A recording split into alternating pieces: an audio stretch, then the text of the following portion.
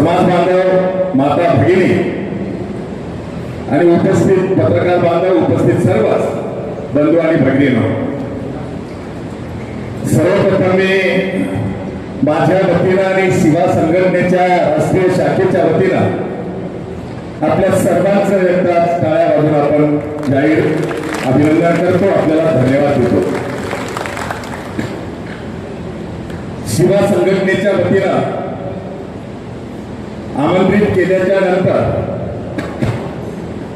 सगळ्याच गुरुवर्यांना पूर्वनियोजित कार्यक्रम त्यांचा व्याप असताना सुद्धा आपल्या आमंत्रणाला मान देऊन व्यासपीठावर 39 शिवाचार्य आणि मठाधिपती उपस्थित आहेत. खरं तर आजची ही शिवा वीरशैव लिंगायत गोलमेज परिषद ही बोलवण्याची संकल्पना एका वेगळ्या भूमिकेतून आपण या ठिकाणी घेतली आणि त्याबद्दलची भूमिका यापूर्वीच सोशल मीडियावर आपण प्रसिद्ध केलेली आहे आणि ही भूमिका प्रसिद्ध करून आजच्या गोलमेज परिषदेमध्ये खरं तर ही गोलमेज परिषद संकल्पना ही इंग्रजांची आहे. इथे कोणी उच्च नाही, कोणी नीच नाही, कोणी अध्यक्ष नाही, कोणी श्रोता नाही, अशा प्रकारची त्या गोलमेज परिषदेच्या पाठीमागची भूमिका. आणि आपल्यामध्ये पंचाचार्य मठ परंपरा आहे, विरक्त मठ परंपरा आहे आणि प्रत्येक मठाचे मठाधिपती ही त्यांच्या त्यांच्या ठिकाणी त्यांचा सन्मान हा होणं अपेक्षित आहे. आणि जेव्हा एकापेक्षा जास्त मठाधिपती आपण एकत्र बसवण्याचं ठरवतो, चर्चा करायचं ठरवतो, त्यावेळेला याच्यात कुठलाही भेदभाव राहू नये म्हणून याला नाव आपण गोलमेज परिषद दिलं. खरं तर मी मुंबईहून सकाळी आलो. गोलमेज परिषदेची संकल्पना या ठिकाणी आम्हाला वेळाभावी करता आली नाही, नाहीतर ह्या पिल्लरच्या बाजूने एक 2 फुटाचं स्टेज आणि तसा सी टाईप इकडे स्टेज करायचं, त्या स्टेजवर खुर्च्या लावायच्या, त्याच्या खाली खुर्च्या लावायच्या, म्हणजे सगळे राऊंडअप मध्ये बसले असते. परंतु ती व्यवस्था मंडपवाल्याकडे सुद्धा वेळेवरती होऊ शकत नाहीये लक्षात आल्यामुळे नाविलाजानं व्यासपीठावर गुरुवर्यांना आणि बाकी सगळ्यांना खाली किंवा व्यासपीठावर बसताना सुद्धा मी मागे बसलेल्या गुरुवर्यांची क्षमा मागतो. खरं तर तुम्ही सुद्धा त्याच पात्रतेचे आहात, तुम्ही सुद्धा समोर बसण्या अपेक्षित आहे, पण जागेअभावी आपल्याला पाठीमागे बसावं लागलं म्हणून मागे बसलेले कमी आहेत, पुढे बसलेले मोठे आहेत, अशा प्रकारचा कुठलाही भेदभाव आजच्या या गोलमेज परिषदेमध्ये नाही, हे पहिल्यांदा मी या ठिकाणी स्पष्ट करून इच्छितो. मला असं वाटतंय कोण कुठं बसालंय त्याच्यापेक्षा आमचा धर्म कसा वाचेल याचं चिंतन करण्यासाठीची आजची ही गोलमेज परिषद आहे. या चालू काळामध्ये अनेक बाबी चिंतनाच्या आहेत, पण आजच्या गोलमेज परिषदेमध्ये आपण भाषण करणार नाही, मी आयोजक म्हणून भूमिका मांडणार आहे आणि त्याच्यानंतर आपल्यामध्ये जेही काही मनामध्ये शंका असतील त्या 3 विषयाला धरून, विषयांतर आज कुठलंही केलं जाणार नाही, 3 विषयाला धरून ज्यांच्या मनात शंका आहे किंवा कोणाला सूचना द्यायची असेल, चांगली संकल्पना समोर बसलेल्यांमध्ये किंवा व्यासपीठावरच्या आदरणीय गुरुवर्यांच्या मनामध्ये असू शकते आणि मग चर्चा सत्र टाईप आपण कॉर्डलेस बाईक त्यांना देऊ. ज्यांना शंका असेल त्यांनी शंका विचारावी, त्याचं निरसन याच ठिकाणी व्हावं. ज्यांची चांगली सूचना आहे त्यांनी सूचना करावी आणि ती योग्य सूचना असेल तर आपण स्वीकारावी. अशा प्रकारचा मनाचा मोठेपणा घेऊ मी पहिल्यांदाच नम्रपणे या ठिकाणी सांगू इच्छितो, शिवा संघटना ही पंचाचार्यवादी आणि विरक्तवादी या दोनही परंपरांना सोबत घेऊन एकत्रित काम करणारी संघटना. आणि म्हणून विरक्त मठांचे मठाधिपती या ठिकाणी आदरणीय गुरुवर्य उपस्थित आहेत. पंचाचार्य परंपरेचे आदरणीय शिवाचार्य उपस्थित आहेत. अनेक जणांना यायची इच्छा असताना मला काही गुरुवर्यांनी फोनवर सांगितलं की मी अडचणीमुळे येऊ शकणार नाही, पण आजच्या शिवा गोलमेज परिषदेमध्ये जो निर्णय होईल, जो ठराव होईल, त्या ठरावाला आमची संमती आहे आणि त्याप्रमाणे आम्ही पुढची वाटचाल करायला आमची संमती आहे, असं जवळपास 7 ते 8 मठाधिपतींनी मला सांगितलेलं आहे. किंवा इतरही, मी नावं घेत बसणार नाही, कारण इतरही विरक्त मठांचे काही मठाधिपती आहेत. एक मोठा गट, साधारण 25 मठाधिपती विरक्त मठाचे, त्यांची एकत्र बैठक होऊन मला फोन आला आणि त्यांनी सांगितलं की तुमची भावना आम्हाला लक्षात आलेली आहे, आमची भावना, आमची भूमिका स्पष्ट आहे, पण तुमच्याही भूमिकेला आमचा विरोध असणार नाही. घाईमध्ये आज आम्ही सगळे येऊ शकणार नाही, पण पुन्हा आपण एकत्र बसू. त्यामध्ये कर्नाटक राज्यातले अनेक मठाधिपती सहभागी आहेत आणि एक चांगलं शुभशकून म्हणू आपण. एक पाऊल पुढं आजच्या या शिवा वीरशैव लिंगायत गोलमेज परिषदेच्या माध्यमातून या ठिकाणी आपण सर्वच जण या ठिकाणी टाकतो आहोत. त्यामुळे मी या गोलमेज परिषदेचा आयोजक म्हणून, शिवा संघटनेचा संस्थापक तथा राष्ट्रीय अध्यक्ष म्हणून आपल्या सगळ्यांचं पुन्हा एकदा जाहीर अभिनंदन करतो, आभार व्यक्त करतो. गोलमेज परिषदेमध्ये ज्या चर्चा होतील, मुद्दे मांडले जातील, त्याबद्दल कोणाला काही लिहायचं असेल तर आपण नोंदणी केलेली आहे. नोंदणी करून गुरुवर्यांची पण नोंदणी आपण केली आणि एक फोल्डर दिलेला आहे. फोल्डरमध्ये भूमिका मांडण्यासाठी किंवा काही लिहून घ्यायचं असेल तर मध्ये आपल्याला पेन आणि डायरी दिलेली आहे, जेणेकरून मुद्दे आपल्याला लिहिता यावेत, शंकांचं निरसन व्हावं.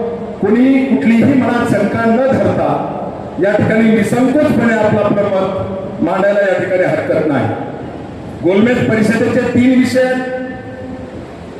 त्यातला पहिला विषय अत्यंत महत्वाचा, सध्या भारतीय जनगणना चालू आहे आणि जनगणना 2026-27 मध्ये आमच्या समाजाने आपला धर्म काय लिहावा, आपली जात काय लिहावी, याबद्दलचा मोठ्या प्रमाणावर समाजामध्ये संभ्रम आहे. अनेकांच्या मनामध्ये शंका आहे. कोणी काही वेगळं सांगायलंय, आणखी कोणीतरी काही वेगळं सांगायला लागलंय. प्रत्येकाचे वेगवेगळे सोशल मीडियावरती भूमिका मांडल्या जात आहेत. मला असं वाटतं त्या भूमिका ज्या मांडतात त्याचं संकलन एकत्रित होऊन एकत्रित ठरावरूपी भूमिका महाराष्ट्र, कर्नाटक आणि तेलंगणा या राज्यामध्ये आपल्याला अंमलात आणता यावी. आणि मग त्याचा पहिला प्रयोग म्हणून महाराष्ट्रामध्ये हा पहिला प्रयोग आहे, जिथं मोठ्या संख्येनं आदरणीय गुरुवर्य, मठाधिपती आणि प्रचारात किंवा गाव पातळीपर्यंत जाऊन जे आमच्या धर्माचा प्रचार करतात, ज्यांना आम्ही आमच्या धर्म प्रचाराचे टावर समजतो, ते शिवकीर्तनकार, गायक, वादक हेही मोठ्या संख्येनं या ठिकाणी उपस्थित आहे. शिवा संघटनेच्या पदाधिकाऱ्यांची तर जबाबदारीच आहे. त्यांची ही भूमिका आज नवीन नाही. आपण जी भूमिका घेतो आहोत ती भूमिका ही 2001 पासून घेतली आणि जनगणनेमध्ये समाजात संभ्रम राहू नये, त्यामुळे त्याच्या शंका निरसन व्हाव्यात यासाठी आज आपण या ठिकाणी एकत्र बसलो. जनगणनेमध्ये धर्म आणि जात कशी लिहावी, काय लिहावं यावर सखोल चर्चा होईलच, पण त्याला जोडूनच आपण दिल्ली या ठिकाणी भव्य अशा प्रकारचा धडक मोर्चा काढण्याचा निर्णय आजच्या गोलमेज परिषदेमध्ये करतो आहोत. आपल्या सगळ्यांना माहिती आहे, पंचाचार्य मठ परंपरा किंवा विरक्त मठ परंपरा असं म्हणताना क्रांतीसूर्य जगज्योती महात्मा बसवेश्वरांनी 12व्या शतकामध्ये जो समतेचा संदेश दिला, जी समाजात क्रांती घडवली,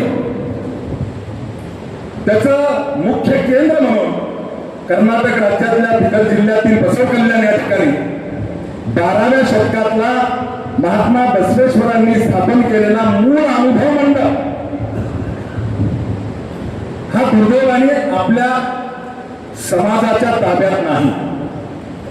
तसंच बिज्जल राजाच्या किल्ल्यावरून प्रधानमंत्री म्हणून महात्मा बसवेश्वर 12व्या शतकामध्ये ज्या वट्ट्यावर बसून गोरगरिबांना न्यायदान करायचे, त्या न्यायदान करणाऱ्या वट्ट्याचं नाव परसू कट्टा. तो परसू कट्टा सुद्धा आपल्या ताब्यामध्ये नाही. ही खेदाची बाब आहे. कमी अधिक प्रमाणात परसू कट्टा आजूबाजूचे अतिक्रमण थोडेसे आता काढले, पण 12व्या शतकात ज्या महामानवाने त्या वट्ट्यावर बसून गरिबाला न्यायदान केलं, त्या महात्मा बसवेश्वर यांच्या परसू कट्टा आजही पत्र्यामध्ये आहे. ही तुमच्या माझ्यासाठी दुर्दैवाची बाब. किंवा महात्मा बसवेश्वरांनी स्थापन केलेला मूळ अनुभव मंडळ हा निजामाच्या वंशजाच्या ताब्यामध्ये आहे, कुठे मुस्लिमांच्या ताब्यात नाही. आपण ही भूमिका मांडताना ठासून सांगितलं पाहिजे, हा काही हिंदू विरुद्ध मुस्लिम असा विषय नाही. निजाम हे कुटुंब आहे. जरी ते मुस्लिम असेल तरी ते निजाम कुटुंब आहे आणि त्या निजामाच्या वंशजाच्या ताब्यामध्ये 12व्या शतकातला महात्मा बसवेश्वरांनी स्थापन केलेला मूळ अनुभव मंडळ हा त्यांच्या ताब्यात आहे. बाहेरून हिरवी पत्रे लावले आणि मध्ये साफसफाई करायला एक मजूर कुटुंब राहत आहे. कुठल्याही प्रकारची सुविधा नाही. शिवा संघटनेने 2003 ला 28 एप्रिल 2003 ला दिल्लीच्या संसद भवनामध्ये जेव्हा महात्मा बसवेश्वरांचा पुतळा शिवा संघटनेमुळे बसला, तेव्हा जी संसदेने पुस्तिका प्रकाशित केली, मी काही बोलतो ते आपण रेकॉर्ड करून घ्या, 10 वेळेस ऐका. संसदेने पुतळ्याचं उद्घाटन गेट नंबर 9 वर केलं. त्यावेळेला शिवा संघटनेच्या वतीनं महात्मा बसवेश्वरांच्या चरित्राची माहिती ही भारत सरकारला दिली आणि ते चरित्र कर्नाटकामध्ये आणि इतर राज्यामध्ये संसद भवनाच्या वतीनं पडताळून पाहण्यात आलं आणि पडताळून पाहून ते छापण्यात आलं. भारत सरकारच्या संसद भवनाच्या संसदेच्या सचिवांनी पुतळा उद्घाटनाच्या दिवशी महात्मा बसवेश्वरांच्या जीवन चरित्राचं पुस्तक जे छापलंय त्याच्यामध्ये ह्या सगळ्या बाबी ही माहिती शिवा संघटनेने दिली. तेव्हा त्या पुस्तकात आपण लिहून आणलंय की जगातली संसदीय लोकशाही ही मॅग्ना कार्टाने स्थापन केली नाही, तर ती 12व्या शतकातल्या महात्मा बसवेश्वरांनी स्थापन केली. हे आपण सांगितलंय. आणि जगातली पहिली संसद ही बसवकल्याण या ठिकाणचा मूळ अनुभव मंडप आहे. हे आपण जे सांगितलं ते पुस्तकात छापून आलेलं आहे. त्या पुस्तकाची PDF मी सोशल मीडियावरती व्हायरल करणार आहे. मराठी, हिंदी आणि इंग्रजी 3 भाषेमध्ये हे पुस्तक आहे. याचा अर्थ जगातल्या संसदीय लोकशाहीची निर्मिती ही महात्मा बसवेश्वरांनी केली हे आपण भारत सरकारला सांगितलं. गुरुवर्य वेदांताचार्य दिगंबर शिवाचार्य महाराज वसवतकर हेही आलेले आहेत. त्यांचे आपण टाळ्या वाजवून स्वागत करा आणि त्यांचा सत्कार संयोजन समितीच्या वतीनं या ठिकाणी करावा असं गुरुराज स्वामी महाराजांना विनंती करतो. 39 चे 40 व्हायचे होते, आता 40 झाले. मी आपल्याला सांगत होतो भारत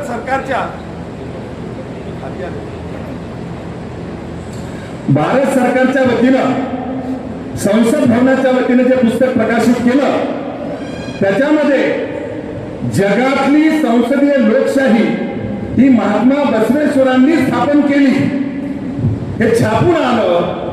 आणि बांधवांनो, जेव्हा 14 नोव्हेंबर 2016 या दिवशी भारताचे पंतप्रधान नरेंद्रभाई मोदी यांच्या हस्ते लंडनच्या पार्लमेंटच्या समोरच्या मुख्य रस्त्यावर थेम्स नदीच्या काठावर महात्मा बसवेश्वरांच्या पुतळ्याचं उद्घाटन झालं, लोकार्पण झालं. त्या लोकार्पणाच्या कार्यक्रमामध्ये लंडन मधून भाषण देताना भारताचे पंतप्रधान यांनी उल्लेख केला, जगातली संसदीय लोकशाही महात्मा बसवेश्वरांनी स्थापन केली, भगवान बसवेश्वरांनी स्थापन केली. आदरणीय गुरुवर्य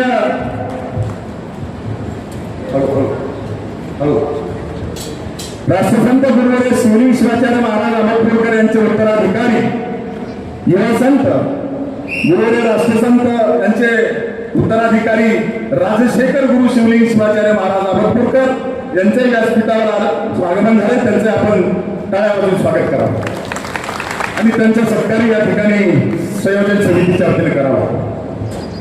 मी आपल्याला सांगत होतो की जगात संसदीय लोकशाहीची निर्मिती ही महात्मा बसवेश्वरांनी केली. हे भारताचे पंतप्रधान कधी बोलले? मी आदरणीय व्यासपीठाला गुरुवर्यांना विनंती करणार आहे, आपण एक समीक्षा करा. मी तारीख देतोय 14 नोव्हेंबर 2016, ज्या दिवशी लंडनमध्ये महात्मा बसवेश्वरांच्या पुतळ्याचं उद्घाटन थेम्स नदीच्या काठावर पंतप्रधान नरेंद्रभाई मोदींच्या हस्ते झालं. त्यांनी कुठून वाचलं हे? पंतप्रधान नरेंद्रभाई मोदींनी भारताच्या संसदेत पुतळा बसताना जे चरित्राचं पुस्तक छापलं, संसद भवनाच्या ग्रंथालयामध्ये हे पुस्तक उपलब्ध आहे. ते पुस्तक वाचून पंतप्रधानांनी तो उल्लेख केला. महात्मा बसवेश्वरांचा जन्म अक्षय तृतीया इसवी सन 1131 ला झाला. एवढे दिवस आमचा पंतप्रधान असतील किंवा कोणीही असेल, आम्हीच म्हणत नव्हतो, तर बाकीच्याही म्हणायचा विषय नव्हता. आणि देशाच्या पंतप्रधानांनी जो पहिला दिवस उल्लेख केलेला आहे तो आहे 14 नोव्हेंबर 2016. आणि तो उल्लेख संसदेच्या ग्रंथालयामध्ये ते चरित्राचं पुस्तक पुतळा उद्घाटनाच्या दिवशी छापलंय, ते वाचलं. त्याच्यामध्ये शिवा संघटनेने हा उल्लेख केलेला आहे. मूळ कळाला असेल आपल्याला. आणि हे बोलण्याच्या नंतर ती क्लिप सोशल मीडियावर खूप व्हायरल झाली. आणि त्यानंतर राष्ट्रपती आदरणीय द्रौपदी मुर्मू यांनी सेंट्रल हॉलमध्ये भाषण करतानाही तो उल्लेख केला. आणि त्यानंतर अनेक जण त्याचा आज उल्लेख करतायत. ते नाव आता प्रचलित झालं. काय प्रचलित झालं? जगातल्या संसदीय लोकशाहीचे निर्माते महात्मा बसवेश्वर आहेत. नाहीतर जग मान्य करीत होतं की जगातली संसदीय लोकशाही ही मॅग्ना कार्टाने निर्माण केली. इंग्रजांनी जी लोकशाही निर्माण केली लंडन मध्ये, ती 13व्या शतकातली. इतिहास वाचा. या ठिकाणी आमचे डॉक्टर बेटमोगरेकर महाराज आहेत इतिहासाच्या अभ्यास. 13व्या शतकामध्ये जगातली पहिली संसद इंग्लंडमध्ये स्थापन झाली असं जग मान्य करत होतं.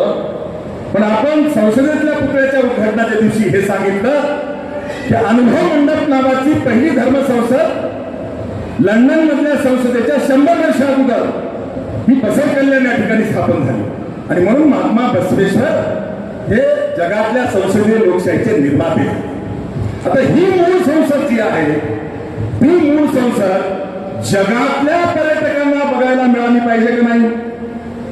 मिळाली पाहिजे. जेव्हा शिवा संघटनेचा वर्धापन दिवस आपण बसव कल्याणला घेतला, तेव्हा मी ते बघायला गेलो. माझ्यासोबत आमचे दत्ता भवानी 22 पदाधिकारी होते. आम्हाला मुस्लिम लोकांनी अडवलं, जाऊ देत नव्हते. कामगार वर्ग होता. पोलिसला बोलवण्यात आलं आणि पोलिसला बोलवल्यानंतर पोलिसांच्या समक्ष आम्ही मध्ये जाऊन हा बसव कल्याणचा मूळ अनुभव मंडप बघून आलो. मनात वेदना होता. पंचाचार्य परंपरा असेल का विरक्त परंपरा असेल, आम्ही वेगळे नाही, आम्ही एकमेकाचे दुश्मन नाही, आम्ही एकमेकांमध्ये भांडून डोके फोडून घेण्याची आवश्यकता नाही. आमचे मुलं आणि कुळं तपासली पाहिजे की कुठे आहे, पारतंत्र्यात आहे. महात्मा बसवेश्वरांचा मूळ अनुभव मंडप हा जर आमच्या समाजाच्या ताब्यात नसेल तर किमान कर्नाटक सरकारच्या ताब्यात पाहिजे होता. त्यांच्याही नसेल तर भारत सरकारच्या ताब्यात पाहिजे होता. परंतु हा मूळ अनुभव मंडप भारत सरकारच्या ताब्यात नाही, कर्नाटक सरकारच्या ताब्यात नाही, वीरशैव लिंगायताच्या ताब्यात नाही, तर तो निजामाच्या वंशजाच्या एका कुटुंबाच्या ताब्यात आहे. किती खेदाची बाब आहे.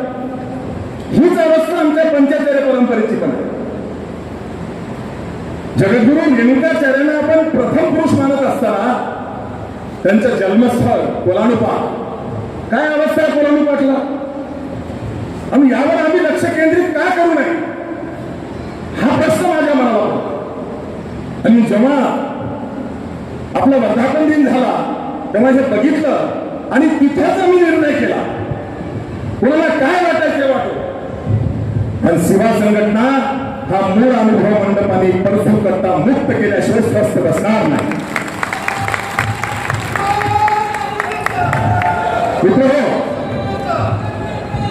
त्याच्यानंतर मी 2 दिवस बसव कल्याणला मुक्कामाला होतो. अनेक विरक्त मठाधिपती आणि इतर शिवाचार्यांची माझी चर्चा झाली. मी हा मुद्दा त्यांच्याशी चर्चा करत होतो. काही प्रतिष्ठित लोकांशी मी चर्चा करत होतो. ती चर्चा करताना मला जे समजून सांगत होते कशाला वाद करायचा. येडियुरप्पा मुख्यमंत्री असताना त्यांनी 700 कोटी रुपये दिले आणि त्याचा मोठा अनुभव मंडपाच्या बांधकामाचा विषय चालू आहे, बांधकाम चालू आहे, तेही आम्ही बघितलं. आणि एवढा मोठा अनुभव मंडप बांधकाम होत असताना जाती तेल कशाला निर्माण करायचं, अशा प्रकारची समज माझीच काही मंडळी घालत होती. पण बांधवांनो, माझ्या मनाला प्रश्न पडला की एक 700 कोटी रुपयाचा अनुभव मंडप त्या ठिकाणी निर्माण झाला.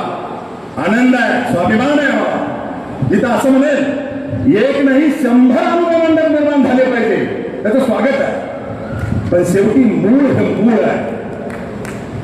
आणि मी त्याला उदाहरण दिलं की हे असं जर असतं तर या भारत देशामध्ये भगवान रामाचे हजारो मंदिर आहेत, तरीही अयोध्येतल्याच राम जन्मभूमीचं आंदोलन का झालं, त्या प्रश्नाचं उत्तर आहे का आपल्याकडे? त्याचं कारण आहे भगवान रामाचा जन्म अयोध्येमध्ये झाला म्हणून 1000 मंदिरं असतील तरी त्याची तुलना अयोध्येतल्या मंदिराच्या जागेबद्दल होत नाही. त्याच धर्तीवर असे 700 कोटीचे आणखी 100 अनुभव मंडप जरी बांधले तरीही 12व्या शतकामध्ये बसव कल्याण या ठिकाणी महात्मा बसवेश्वरांनी स्थापन केलेला मूळ अनुभव मंडप, जी जगातली पहिली संसद आहे, ही मुक्त झाली पाहिजे. आणि म्हणून तिथून आल्यानंतर मी मागच्या वर्षी देशाचे पंतप्रधान आणि गृहमंत्री यांना निवेदन दिलंय, सोशल मीडियावर व्हायरल केलंय. पहिल्या वर्षी काही फारशी दखल घेतली गेली नाही. पुन्हा 18 मार्च 2026ला मी प्रत्यक्ष भेटून पुन्हा ते निवेदन दिलं, मागणी केली आणि पंतप्रधान कार्यालयाने आर्किओलॉजिकल डिपार्टमेंट ऑफ इंडिया, ज्याला आपण पुरातत्व विभाग म्हणतो, त्यांना आणि जिओलॉजिकल सर्वे ऑफ इंडिया या 2 विभागाला आदेश दिले की 12व्या शतकातला बसव कल्याण या ठिकाणचा मूळ अनुभव मंडपाची पार्श्वभूमी ऐतिहासिक आणि आर्किओलॉजिकल त्याची पार्श्वभूमी तपासून अहवाल सादर करा आणि त्याची प्रत माझ्याकडे पाठवा.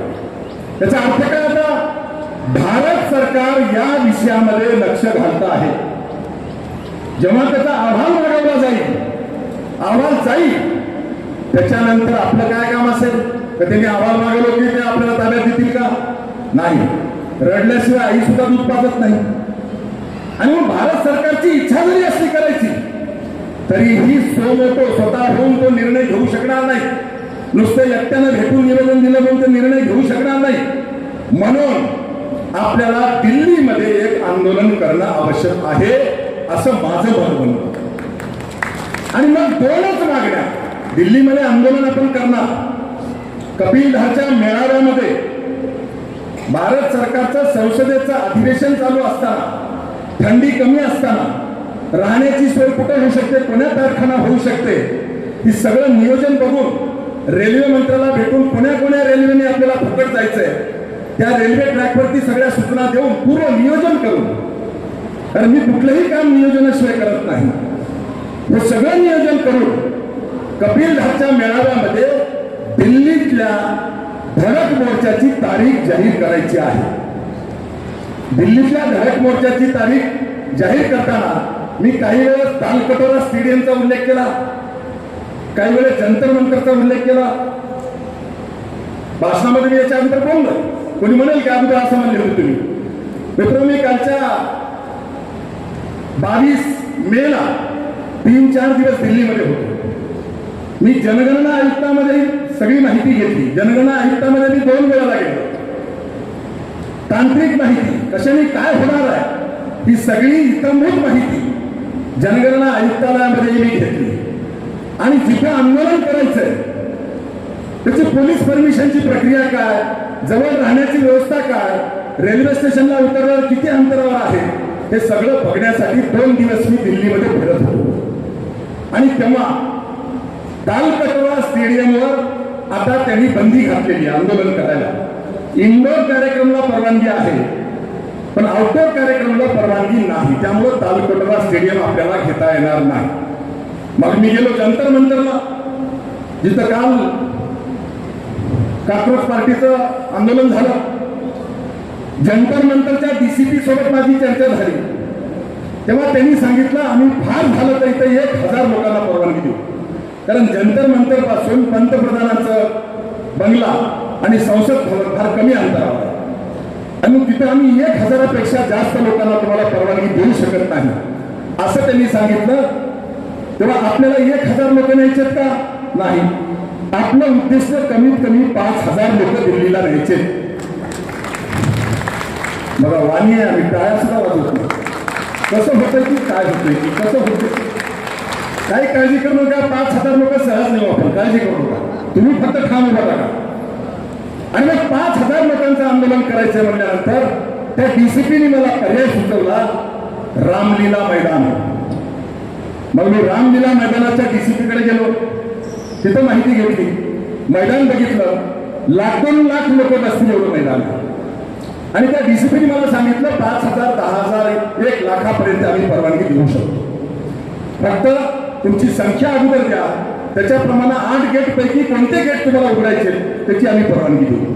ही सगळी प्रक्रिया मी बघून आलो आणि आज मी सांगतोय की आपल्याला दिल्लीतला भगत मोर्चा जो घ्यायचा तो रामलीला मैदानावर घ्यायचा आहे. ज्या रामलीला मैदानावर समाजसेवक अण्णा हजारे यांचं आंदोलन झालं होतं, आता ठिकाण ठरलंय रामलीला मैदान. रामलीला मैदान नवी दिल्ली रेल्वे स्टेशन पासून 5 मिनिटाच्या पायी अंतरावर आहे. राहण्याची व्यवस्था गढवाल भवन, बिर्ला मंदिर किंवा धर्मशाळा बहुतांश आम्हाला चांगले आहे. त्यामुळे आमची स्नान पूजेची जेवणाची व्यवस्था होऊ शकते. त्यामुळे 1 रुपया खर्च लागणार गेल्यानंतर वाणी आल्याशिवाय राहत नाही, काही चिंता करायची गरज नाही. त्यामुळं रेल्वेने फुकट यायचंय. शिवा संघटनेचा नावा बिल्ला जय शिवा बोला दिल्ली चला हा नारा घेऊन आपल्याला निघायचंय. आणि दिल्लीमध्ये पायी स्टेशन पासून 5 मिनिटावर ह्या धर्मशाळा आहे आणि 5 मिनिटावरच रामलीला मैदान आहे. 1 दिवसाचं आंदोलन आहे. त्या एका दिवसाच्या कोकण आंदोलनामध्ये केंद्र सरकारला सुद्धा निर्णय घ्यायचा आहे. पण मी सांगितलं रडल्याशिवाय दूध पाजत नाही. त्यामुळे आपलं आंदोलन झालं, आम्ही पार्श्वभूमीच अशी बनलो की त्या ठिकाणी आपलं आंदोलन झालं की अनुभव मंडप मुक्त होण्याचा मार्ग मोकळा झालेला असेल. येणार का आंदोलनाला?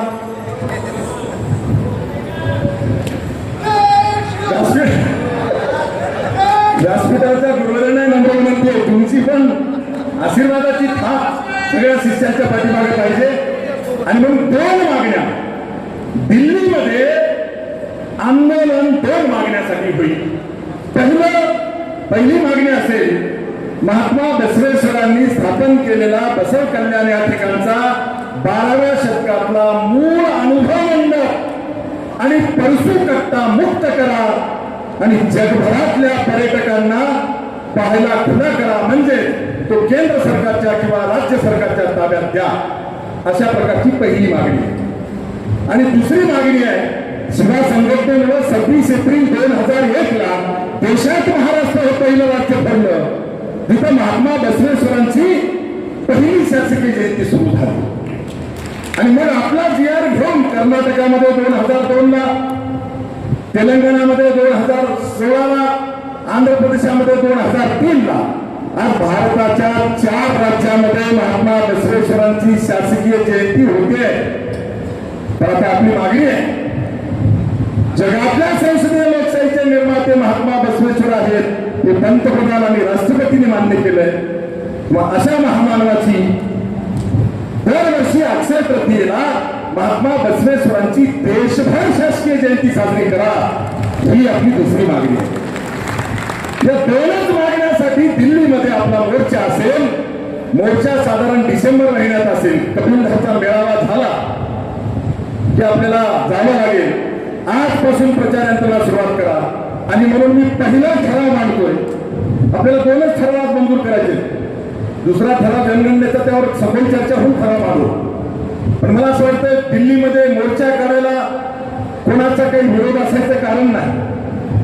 दोन मागण्यांसाठी महात्मा बसवेश्वरांची अक्षय तृतीयेला दरवर्षी देशभर शासकीय जयंती साजरी करा आणि महात्मा बसवेश्वरांचा बसव कल्याण या ठिकाणचा 12व्या शतकातला मूळ अनुभव मंडप आणि परसूकट्टा मुक्त करा. कर्नाटक सरकारच्या किंवा भारत सरकारच्या ताब्यात घ्या आणि जगभरातल्या पर्यटकांना तो बघायला खुला करा, ही दुसरी मागणी. त्या दोन मागण्यांसाठी शिवा संघटनेच्या झेंड्याखाली सगळ्या देशभरातून प्रचंड मोठा धडक मोर्चा दिल्लीच्या रामलीला मैदानावर काढायचा आहे. तो काढण्यासाठी मी ठराव मांडतोय. ज्यांची गुरुवारांची ज्यांची संमती असेल त्यांनी कृपा करून या ठरावाला संमती ज्यांच्या वतीने हात वर करा. व्हिडिओवाल्यांना सूचना आहे, आपण व्यासपीठावरचे पण आदरणीय गुरुवारांचं माझ्यासाठी फार महत्वाचा आशीर्वाद आहे. हा गुरुवारांचा आता टाळ्या वाजून स्वागत करा. हा ठराव मंजूर आहे. एकमुखाने हा ठराव मंजूर झालेला आहे. कपिलधामच्या मेळाव्यामध्ये मोर्चाची तारीख जाहीर केली जाईल. असं काही आदांतरी हवेत आपण तारीख जाहीर करणार नाही. संसदेमध्ये कधी आपल्याला गृहमंत्री पंतप्रधान भेटू शकतात, कधी आपली राहण्याची व्यवस्था होऊ शकते, कधी रामलीला मैदान उपलब्ध होईल, कोण्या भागातून रेल्वेला आपल्याला न्यायचंय, त्या रेल्वे कोणत्या आहेत, रेल्वे मंत्र्याची परवानगी, या सगळ्या गोष्टी आपल्याला पार्श्वभूमी बनवायची आहे. ते काम माझं आहे. मी काही जवळ तुमच्यावर टाकणार नाही. येणाऱ्यांनी फार झालं तर दसऱ्या बांधून घ्या. तुम्हाला राहणे खाणे महिलांसहित राहणे खाणे स्नान पूजा सगळी व्यवस्था 10 मिनिटाच्या अंतरावर दिल्लीमध्ये करणार आहे मी. त्यामुळं रेल्वेतून उतरा, ठिकाणाला जा, स्नान पूजा करा, ग्राउंडवर जा, ग्राउंडवरून निघालं की सरळ रेल्वे स्टेशनला जा, घरी या. रेल्वेला तिकीट नाही, दिल्लीत राहायला खर्च नाही, जेवायला आम्ही व्यवस्था करू. मी बघतोय तशी व्यवस्था नाही झाली तर दसऱ्या बाजून घ्या, मला मी द्या. त्यामुळं पहिला ठराव दिल्लीतल्या धडक मोर्चाचा आहे. आमच्या स्वाभिमानाचे विषय आहेत. हा ठराव मंजूर झालेला आहे. मी पहिल्यांदा सांगितलं विषयांतर करणार नाही. आता विषय उरतो जनगणनेचा. मी फक्त भूमिका मांडणार आहे. चर्चा तुम्हाला सगळ्यांना करायची, गुरुवारांचा मार्गदर्शन घ्यायचंय. मी काही गोष्टी स्पष्टपणे बोलणार. मी पहिल्यांदाच उल्लेख करीन, मनोहर धोंडे आणि शिवा संघटना ही कोणाचीही विरोधक नाही. पहिली बाब, शिवा संघटना आणि मनोहर धोंडे हे हिंदूचे दुश्मन नाही. शिवा संघटना आणि मनोहर धोंडे कोणत्याही धर्माचे, कोणत्याही राजकीय पक्षाचे विरोधक नाही. जी काही भूमिका मी मांडणार आहोत ती माझ्या धर्माच्या हिताची आहे. माझा धर्म टिकला पाहिजे, माझी परंपरा जगली पाहिजे, माझा धर्म वाढला पाहिजे, यासाठी भूमिका. ही भूमिका मांडताना कोणाला करू लागलं तर खुशाल लागू द्या,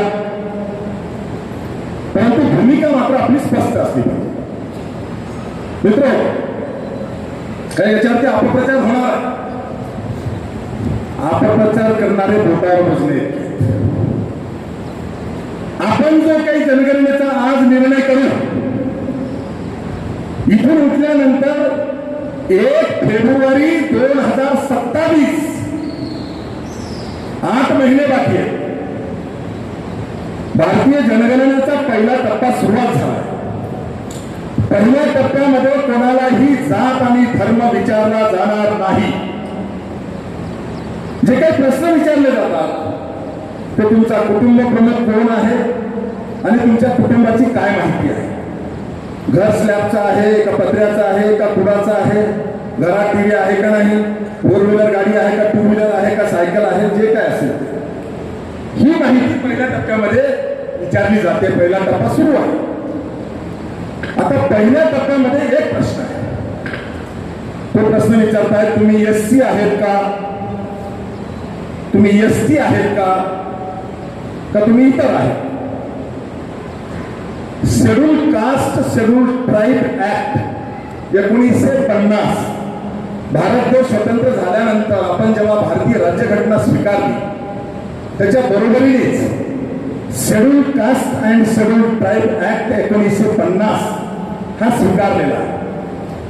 आणि शेड्यूल कास्ट आणि शेड्यूल ट्राईबचा कायदा हा घटनेमध्ये आहे आणि त्या कायद्याची अंमलबजावणी 1950 पासून सुरुवात झालेली आहे. त्यामुळं भारतीय जनगणनेमध्ये स्वातंत्र्याच्या नंतर पहिली जनगणना ही 1951 ला झाली.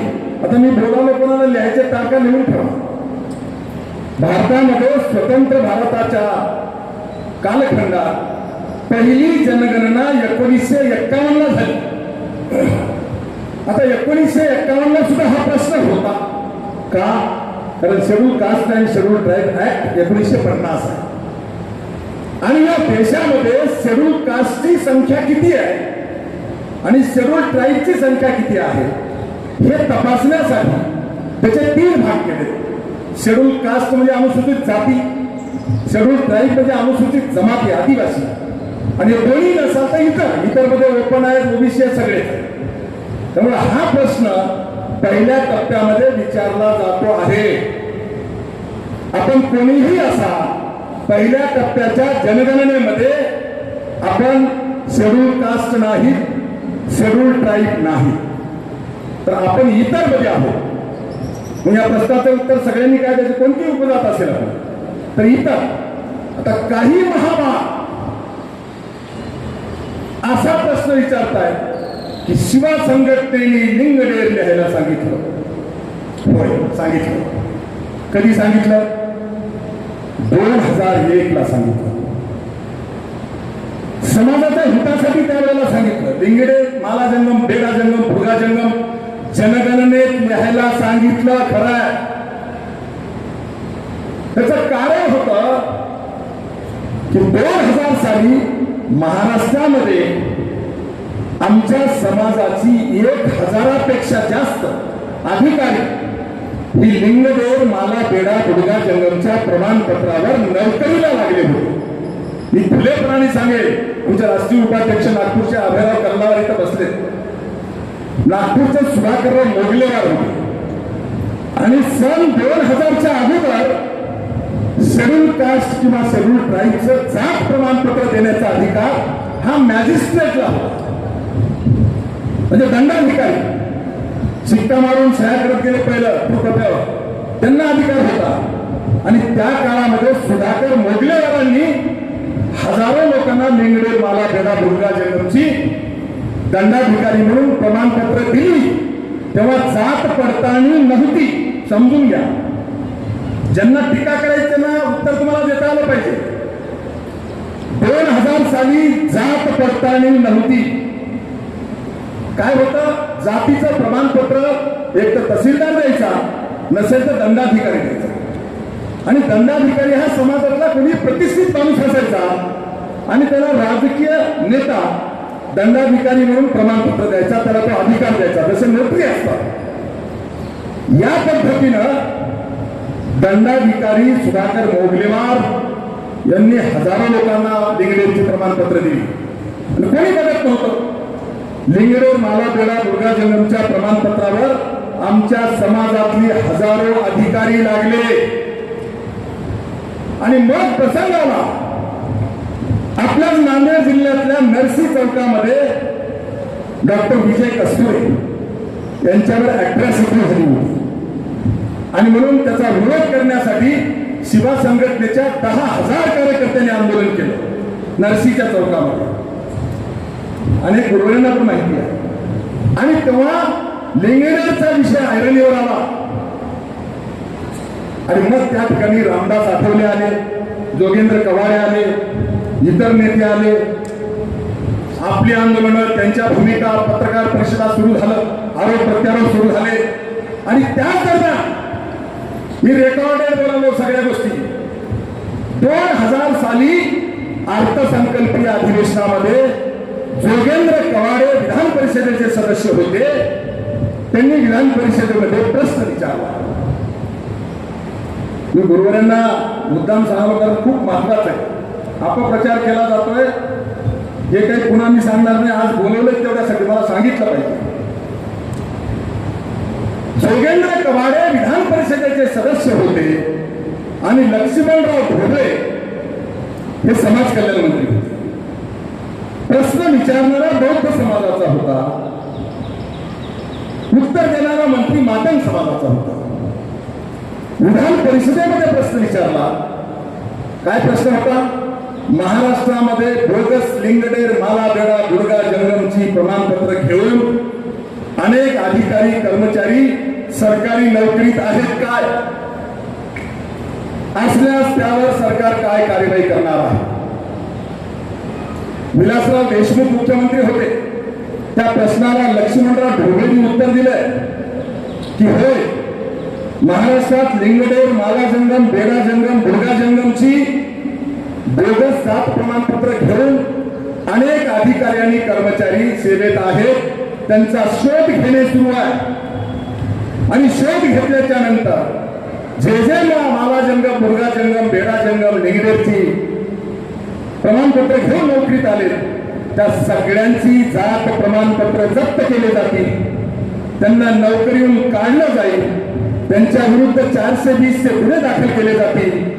त्यांना जेलमध्ये पाठवलं जाईल आणि त्यांनी आजपर्यंत उचललेला पगार वसूल केला जाईल. हे सभागृहातले उत्तरे बांधवणं.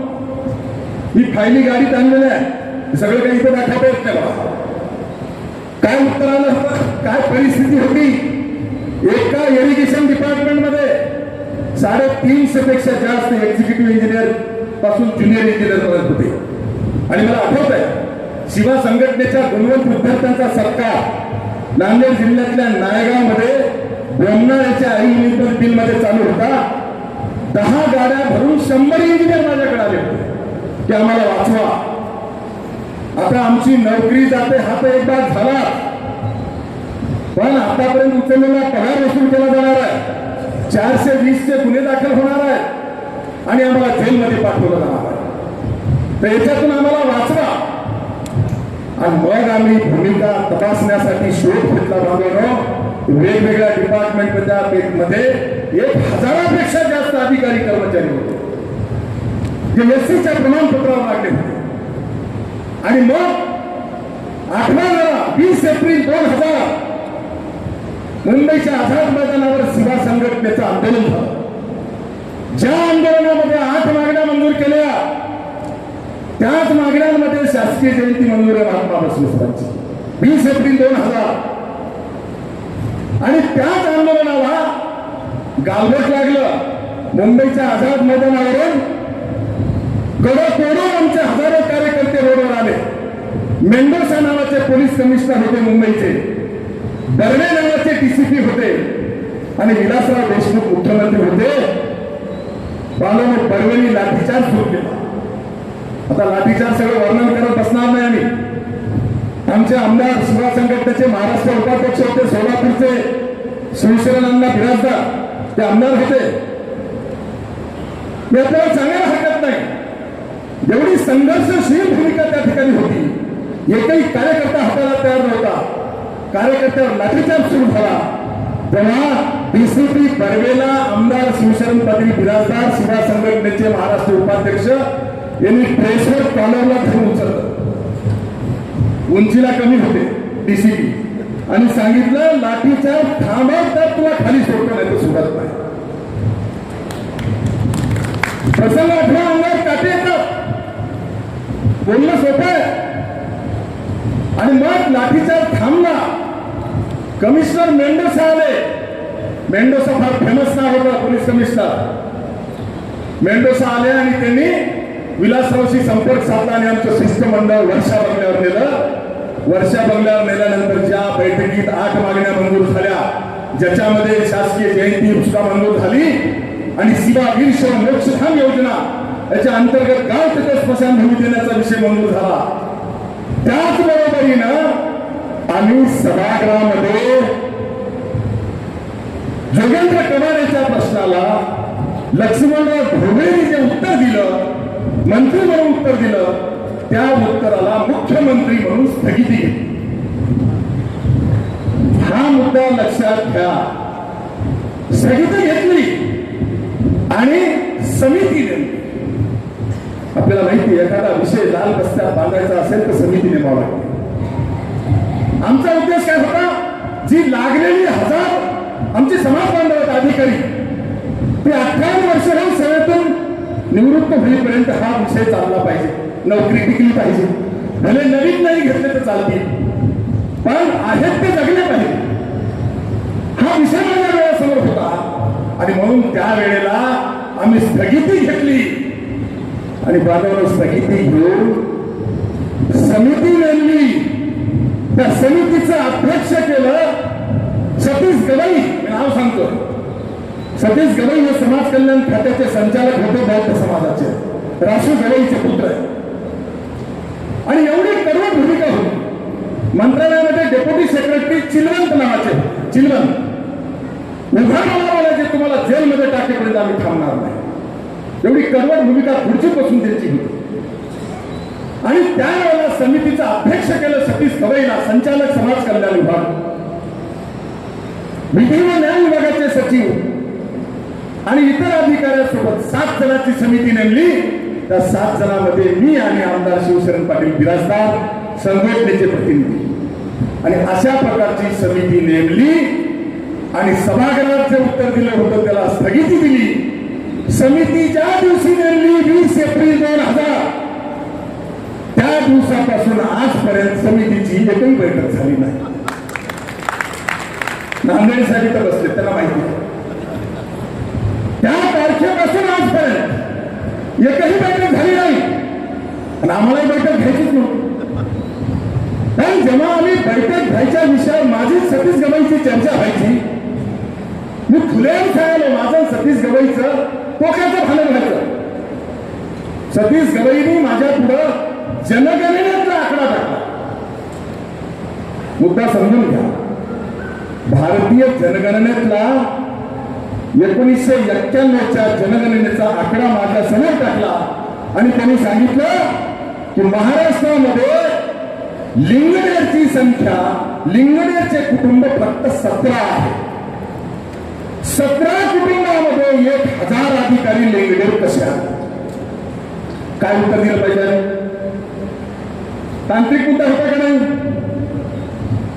मला त्यांनी प्रश्न विचारला, ही जनगणना आकडा आहे.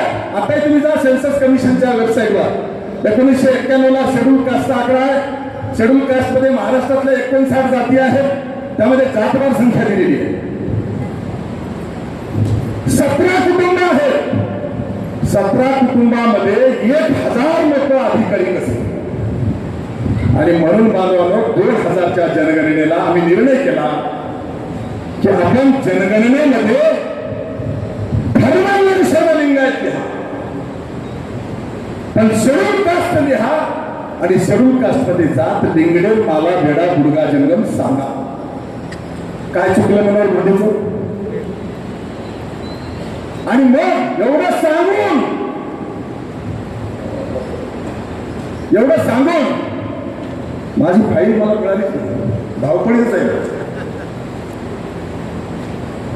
एवढं सांगितल्याच्या नंतर महाराष्ट्रामध्ये लिंगडेरची जी नोंद झालेली आहे, ती लिंगडेरची संख्या तुम्हाला सांगतो. चष्मा द्यावा, लिहून घ्या आकडे करून.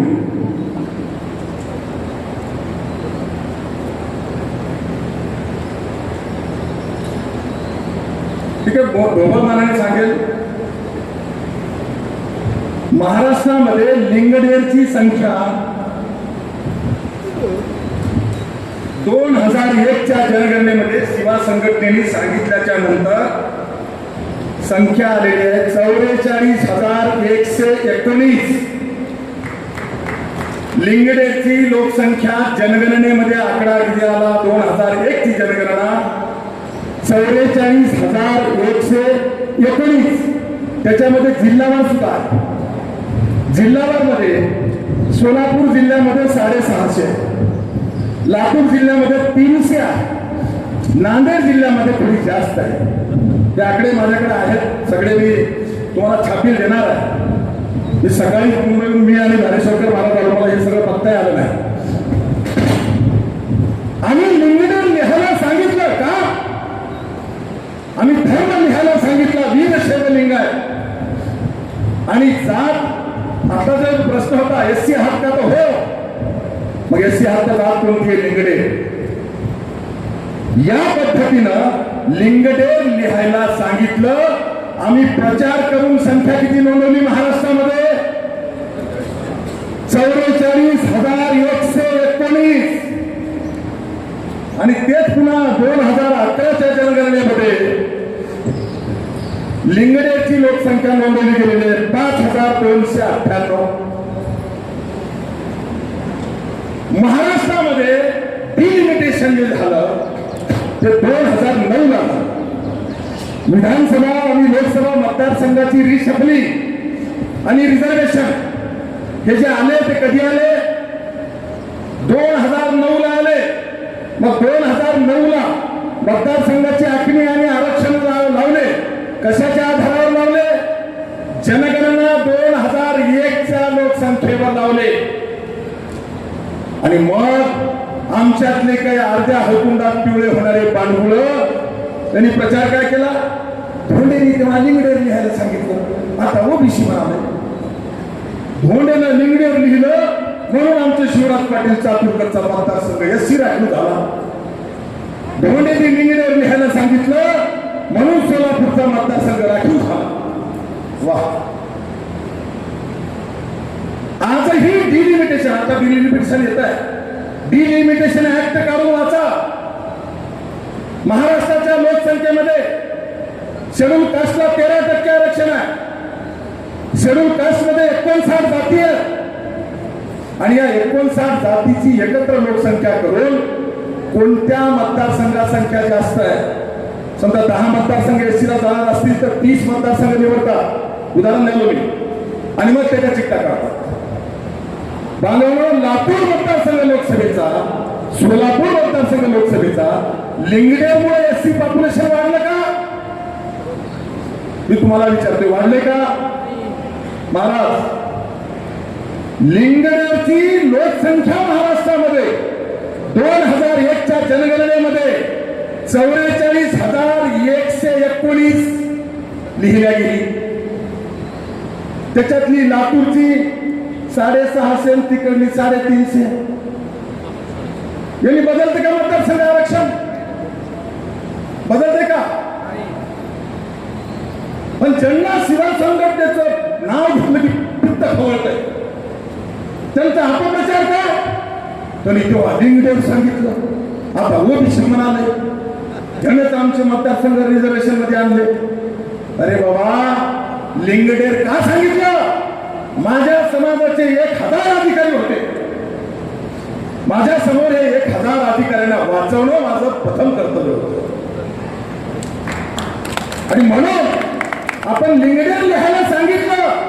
आणि मग 44,119 चा आकडा सतीश गवईच्या पुढे दिला निवडून. महाराष्ट्रात लिंगडेची 44,119 लोक आहेत. त्याच्यातले 1,000 अधिकारी नसतील का? बांधवांना आकडा टाकल्यानंतर सतीश गवई माझ्यावर चिडत होते. आमची मी सांगायला हरकत नाही. सतीश गवई मला इथपर्यंत बोलले, तुम्ही महाराष्ट्र पोरगी करता का? तुम्ही महाराष्ट्राच्या घरी जेवता का? तुम्हाला एससीचं आरक्षण पाहिजे, तुम्हाला लिंगडेर व्हायचं, तुम्ही मागाची मुलगी करता का? महाराजची मुलगी करता का? मित्र हो, मी त्याला त्याच भाषेत उत्तर दिलं.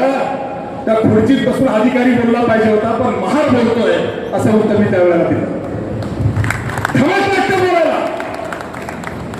सतीश गवई आम्हाला म्हणत होते की तुम्हाला एससी पाहिजे, लिंगडेर पाहिजे, तर तुम्ही महाराजची मुलगी करता का? तेव्हा मी त्यांना उत्तर दिलं होतं, त्या खुर्चीतला डायरेक्टर बोलायला पाहिजे होता, पण त्या खुर्चीतला महार बोलतोय, चर्चा होऊ शकत नाही. कोणासाठी भूमिका घेतली धोंडेने? काय दुश्मनी होती मला धोंडेची? आणि मी प्रामाणिकपणे या ठिकाणी सांगायला हरकत नाही. इथं बसलेले ताकदे सर आहेत, कोठाळे सर आहेत आणि अनेक जण आहेत त्या कार्यक्रमात होते. जेव्हा इंजिनियर लोक माझ्याकडे आले होते, की 1000 लोक, अधिकारी लोक या लिंगडेर लिहिण्याच्या आकड्यावर जेव्हा सतीश गवईच्या समोर आकडा टाकला, त्याच्यामुळे आजपर्यंत ही बैठक झाली नाही आणि पुन्हा तो प्रश्न पुढे आला. नाहीतर 1000 कुटुंब, 1000 अधिकारी नोकरीवरून घरी गेले असते, त्यांच्यावर 420चा गुन्हा दाखल झाला असता, त्यांनी आजपर्यंत उचललेला पगार रिकव्हर झाला असता, त्यांच्यावर 420चा गुन्हा दाखल करून जेलमध्ये गेले असते. परवडला असतं समाजाला? आणि म्हणून लिंगडेर लिहायला सांगितलं. लिंगडेर लिहिल्यानं मतदारसंघ राखीव झाले नाहीत. मतदारसंघ राखीव झाले आदरणीय कैलासवासी शिवराज पाटील चाकूरकर आणि आदरणीय कैलासवासी विलासराव देशमुख यांच्या राजकीय चढाओढीमध्ये विलासराव देशमुख वरचढ ठरले आणि लिंगायताचं प्राबल्य असणारे मतदारसंघ मुख्यमंत्री म्हणून त्यांनी राखीव केले. म्हणून घडीला टार्गेट करता तुम्ही. माझी विनंती बसलेल्या कीर्तनकारांना, प्रवचनकारांना आणि पदाधिकाऱ्यांना, गुरुवर्यांना, कोणासाठी भूमिका घेतली? माझ्या समाजातल्या 1000 अधिकाऱ्यांना वाचवण्यासाठी. बिचारे ते अधिकारी वाचले, रिटायर झाले, आजपर्यंत सुद्धा तोंड दाखवलं नाही. तेही सांगायला हरकत. मी उघडपणे सांगेन, त्याच नायगावच्या बोमनाळ्याच्या मिलमधून गुणवंत विद्यार्थी सत्कार झाल्याबरोबर आम्ही गाड्या मुंबईला काढल्या. माझ्या गाडीत सुद्धा मी डिझेल टाकू दिलं नाही. मी कोणाचा या ठिकाणी पटीक नाही, कधी कोणाच्या रुपयाला हात लावला नाही. एवढ्या अधिकाऱ्यांना वाचवत असताना सुद्धा मी माझ्या खर्चाने मुंबईला गेलो. पदमसिंग पाटील इरिगेशनचे मंत्री होते, त्यांना मला काय बोलायचं मी बंद खोलीत बोललो. त्यांच्या डिपार्टमेंट पुरतं थांबवलं आणि मग हा मोर्चा करून विलासराव मुख्यमंत्री असल्यामुळं त्यांच्याकडून स्थगिती घेतली. म्हणून आमचे 1000 अधिकारी वाचले. त्याच्यामुळं लातूर, सोलापूर किंवा बिलोली लिंगडेर लिहिल्यामुळं राखीव झालेलं नाही, तर राजकीय स्पर्धेमध्ये राखीव झालं. होऊ शकते का? 44,000 लोकसंख्या महाराष्ट्रात वाढली, एससीची राखीव होऊ शकते? नाही. हा खुलासा. आता तिकडे अशीच एक बैठक झाली. तिथे लंगडे महाराज बोलताना बोलले, तेव्हा लिंगडेर सांगितलं, अरे बेटा तुला काय कळते? मूळ माहित नाही, कुळ माहित नाही, वाऱ्यावर वरात, कधी इथं कधी तिथं. तुमची अवकाश आहे का आमच्यावर बोलायची? कोणाच बोलायला बोलता तुम्ही? काय माहिती तुम्हाला? काय जन्मले तुम्ही सामाजिक व्यासपीठावर? आणि म्हणून अशा प्रकारचे प्रसंग समाजावर आले, त्यांची ठाम म्हणून शिवसंघटना उभा टाकली. आणि म्हणून लिंगडेर लिहिलं. आता लिंगडेर लिहायची गरज आहे का? नाही. आता लिंगडेर लिहायचं नाही, कारण लिंगडेरचे अधिकारी नाहीतच. त्यामुळे आज काय लिहिलं आपण? जनगणना तुम्ही लिहिल्यामुळं तुमचं आरक्षण मिळते आणि आरक्षण जाते असं पण नाही. म्हणून बांधवनो 2001 ला शिवा संघटनेने भूमिका घेतली. ते उल्लेख केला पाहिजे. एक प्रसंग सांगून जनगणनेचा मुद्दा संपेल, मग चर्चा होईल. सगळ्यांच्या सहमतीने नंतर ठराव मंजूर करू. 1999 शिवा संघटना 1996 ला स्थापन झाली.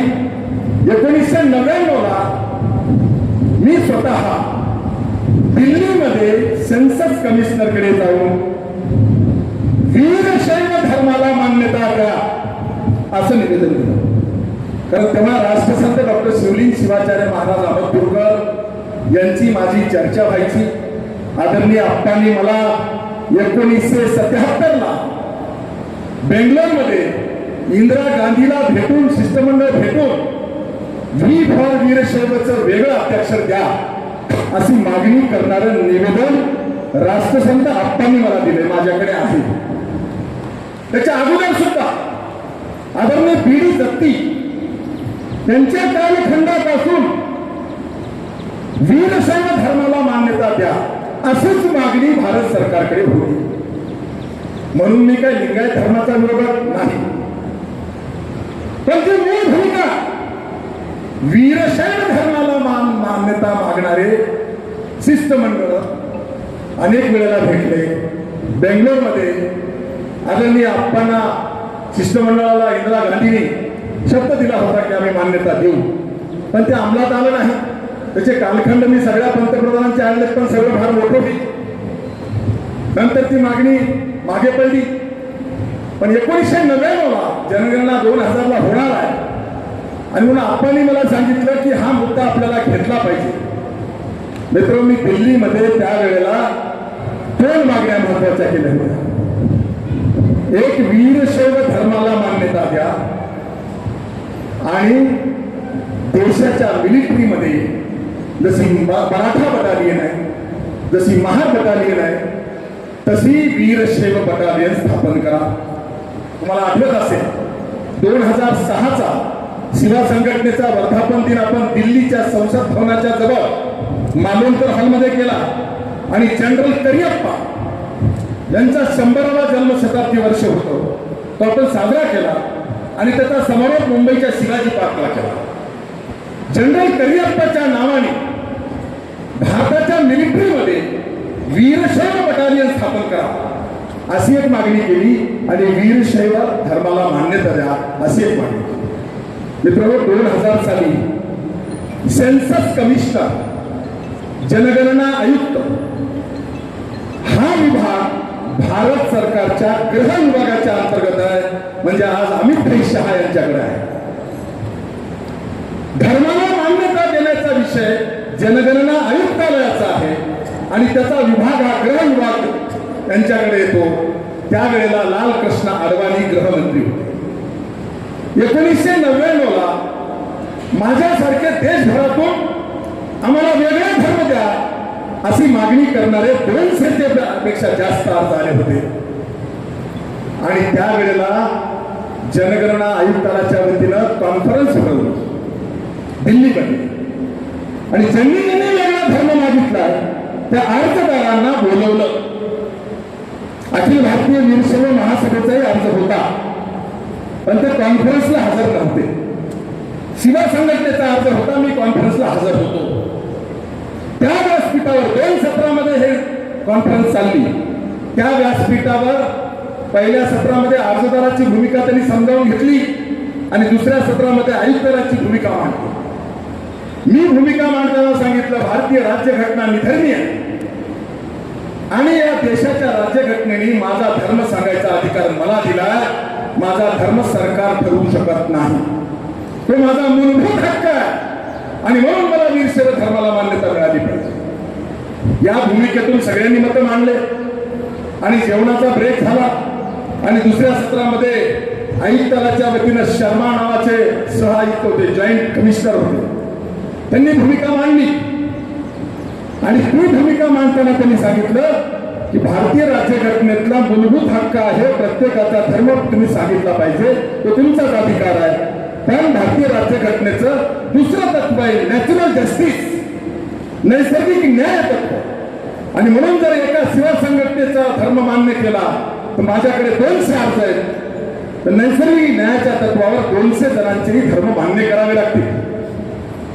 तुमचा मूलभूत हक्क जोपासला जाईल तर नैसर्गिक न्याय तत्वही पाळलं गेलं पाहिजे आणि म्हणून जर 206 धर्म करायचे असतील तर आम्हाला कागद केवढा लागेल आणि म्हणून त्यांनी सांगितलं की निर्णय केला की आजपासून भारत देशामध्ये नवीन धर्माला मान्यता दिली जाणार नाही.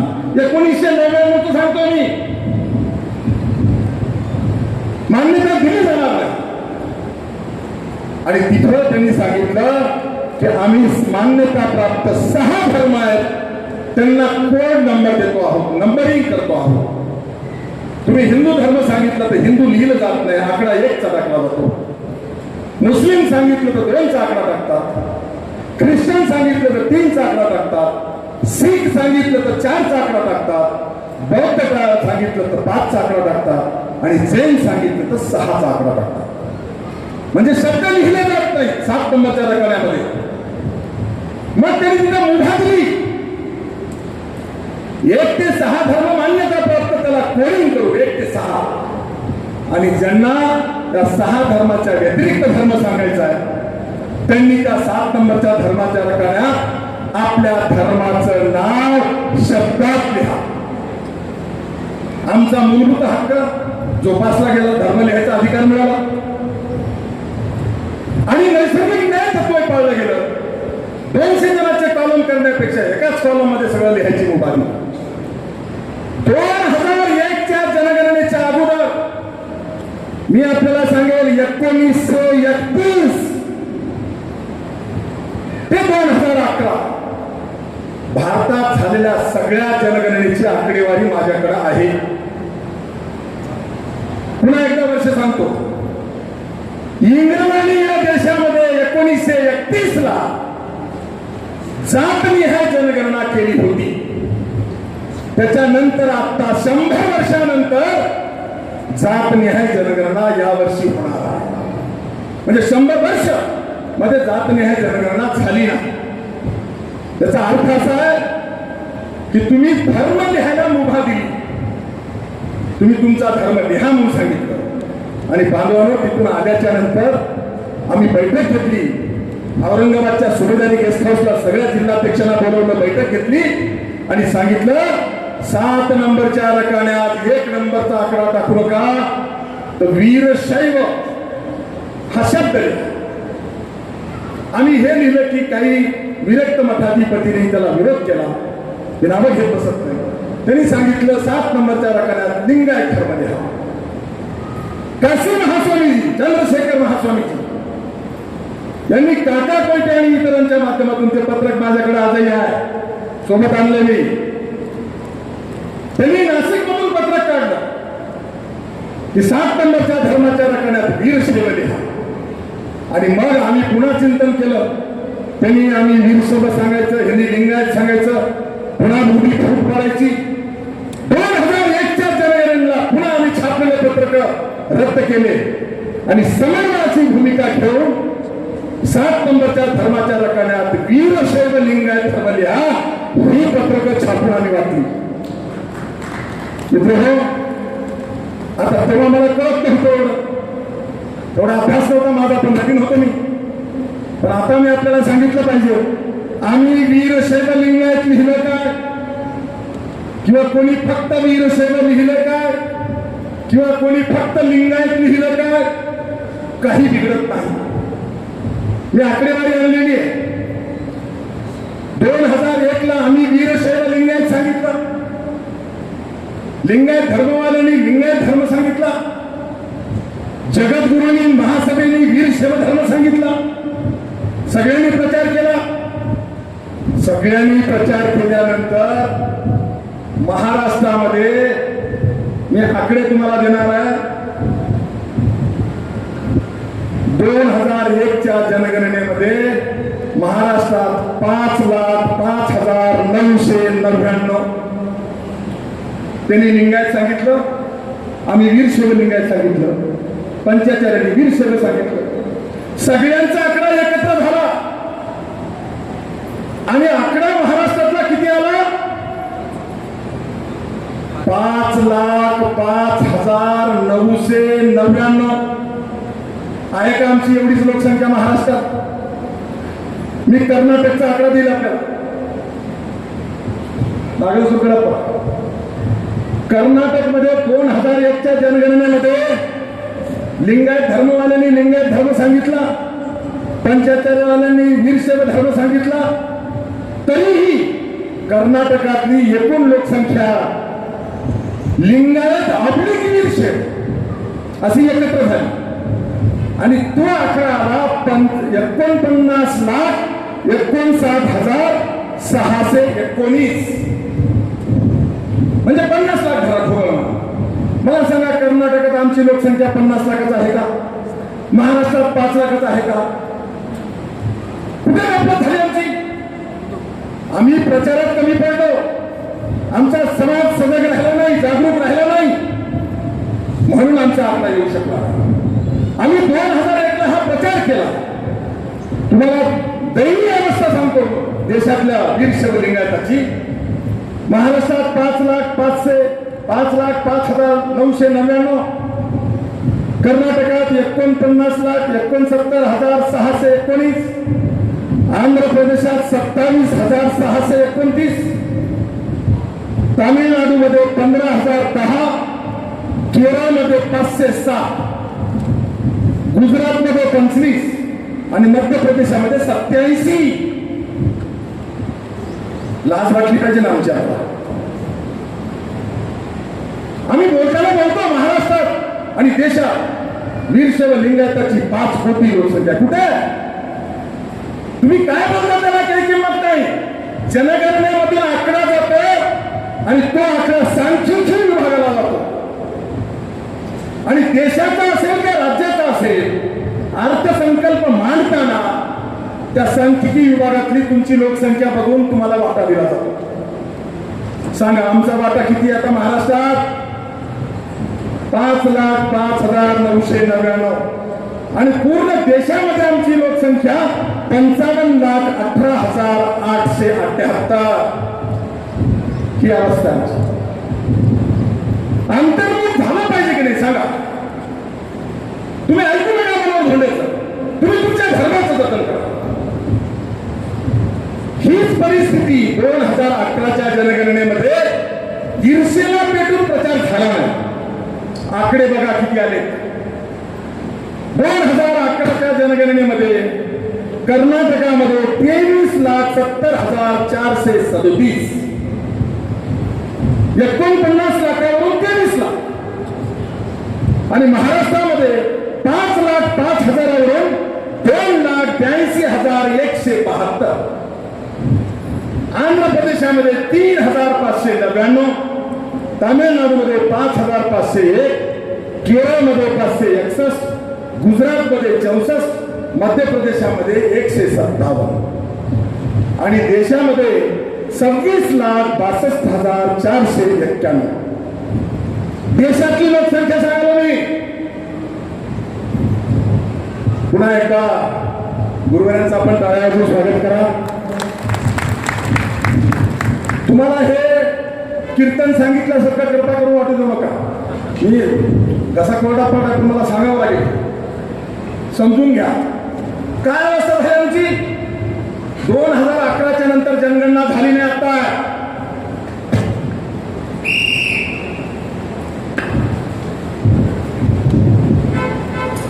महाराष्ट्रामध्ये 2,82,172 एक जागा त्याला पूर्ण. आम्ही अर्ध्यावर आलो. आणि मित्र हो 2001ची ज्येष्ठ गुरुवारांना माझी विनंती आहे. जी आकडेवारी आहे ती तुमच्या पुढे दिलेली आहे, छापील पण वाचतो सुद्धा. काही लोक सगळे वाचतील असं नाही. 2001ला आम्ही वीरशैव लिंगायत सांगितलं, पंचाचार्यांनी वीरशैव सांगितलं, लिंगायत धर्मवाल्यांनी लिंगायत सांगितलं. लिंगायत धर्मवाले प्रचारात अग्रेसर राहिले. जे आहे ते मान्य केलं पाहिजे. कोल्हापूरमध्ये लिंगायत धर्माची लोकसंख्या नोंद झाली 1,22,891. सांगली जिल्ह्यामध्ये 88,965.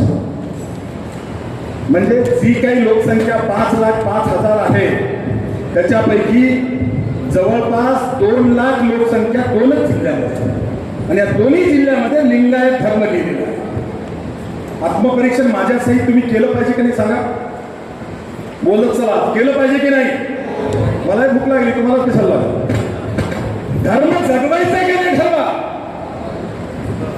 जर हीच परिस्थिती राहिली, माझा दावा आहे मठांनी पीठ सुद्धा शिल्लक राहू शकत नाही.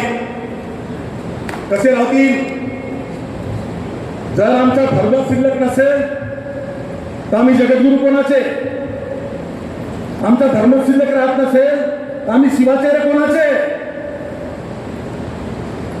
कोणत्या शिवाचार्याला, गुरुवर्याला किंवा जगद्गुरुला किंवा लिंगायत धर्म म्हणणाऱ्या आमच्या विरक्त मठाधिपतींना इतर जातीचे लोक बोलवतात का सांगा?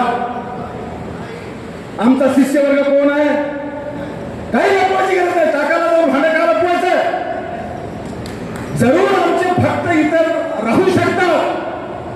पण शिष्य होऊ शकत नाही. आणि मानूरकर महाराज इथं आहेत. भक्त आणि शिष्य एका मुद्द्यावर आम्ही मानूरच्या मठाची केस केली. एका मुद्द्यावर मानूरच्या मठामध्ये मी हे उदाहरण दिलं होतं. भक्त कोणीही जातीचा असू शकतो, पण शिष्य हा कुळ आणि गोत्रानुसार असतो. आमच्यामध्ये पंचपीठ, मठ, उपमठ, जंगम ही यंत्रणा आमच्यामध्ये, आणि ही कुळ आणि गोत्रावर अवलंबून आहे. रंभापुरी पीठ असेल, वीर गोत्र, मी सांगायची गरज आहे का? आणि म्हणून हे सगळं जे काही चाललंय, शिष्य हा कुळाने आणि गोत्राने असतो, भक्त हा कोणी असतो. अहमदपूरकर आपल्याचे भक्त सगळ्या जातीचे आहेत का नाही? कोण येते इथं दर्शनाला? येतात की नाही सगळे? आणि कोणीही भक्त होऊ शकत, पण शिष्य होऊ शकत नाही. आणि मग मानूर मठातच मी जे उदाहरण दिलं होतं, पुन्हा सांगतो. मानूरकर महाराज आहेत, पुन्हा आठवलंय.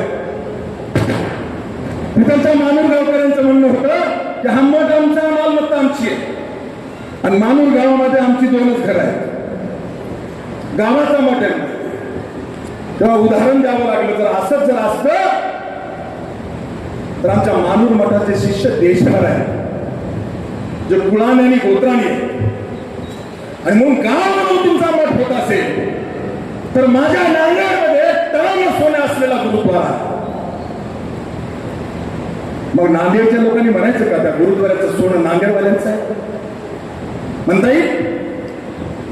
आता नांदेडच्या गुरुद्वाऱ्याचे भक्त तुम्ही असा, दर्शनाला जाऊ शका, पण शिष्य पंजाबचा असेल का जगभरातला असेल तो शीखच शिष्य आहे. आणि शिष्य परंपरा ही वेगळी आहे. आणि म्हणून मठ किंवा गुरुद्वारा हा कोणा गावाचा होऊ शकत नाही, तर तो शिष्यांचा असतो. आणि म्हणून शिष्यांच्या मताला महत्व आहे.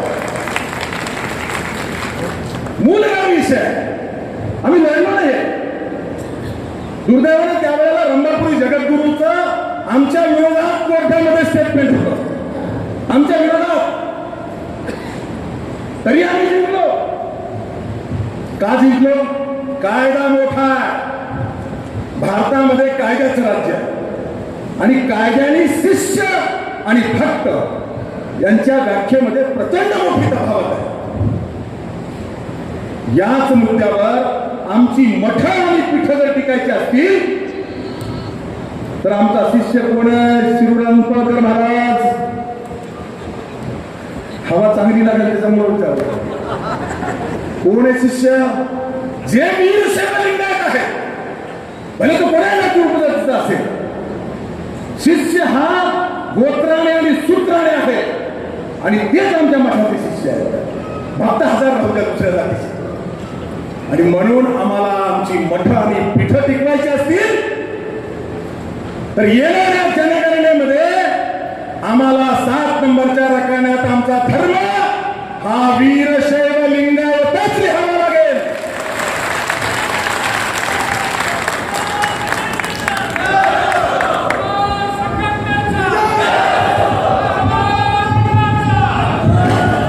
आणि जर हिंदू लिहायचं असेल, मित्र मनोहर धोंडे 40 वर्ष शिवसेना भाजपच्या सोबत आहे.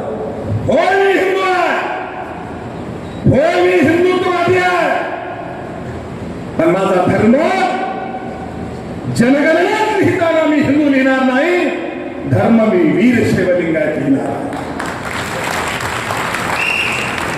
आता मग आमच्यावर काही कुटुंब पडणारे लोक येतील. त्यांनी धर्म फोडायची सुपारी घेतली. धोंडेला परदेशातून पैसे आले, दुसरी टाकायला पैसे नाहीत बुवा माझ्याकडे. सुपारी घेतली धोंडेनी आणि धर्मवीर सेवा लिहायला सांगितला, लिंगायत लिहायला सांगितला. मग यांनी हिंदू धर्म फोडायची सुपारी. भेट्यानो, जर मनोहर धोंडेंनी वीरशैव लिंगायत लिहायला सांगितलं म्हणून हिंदू धर्म फोडायची सुपारी घेतली असेल तर पहिली सुपारी ही देशाचे गृहमंत्री अमित भाई शहानी घेतली काय? त्याचं उत्तर सांगा. कोण आहे तुम्ही? मी जनगणनेत वीरशैव लिंगायत लिहिलं म्हणून मी हिंदू नाही असं होत नाही. मी स्वाभिमानाने सांगतो मी हिंदू आहे. पण माझा धर्म जनगणनेत लिहिताना वीरशैव लिंगायत लिहायचं.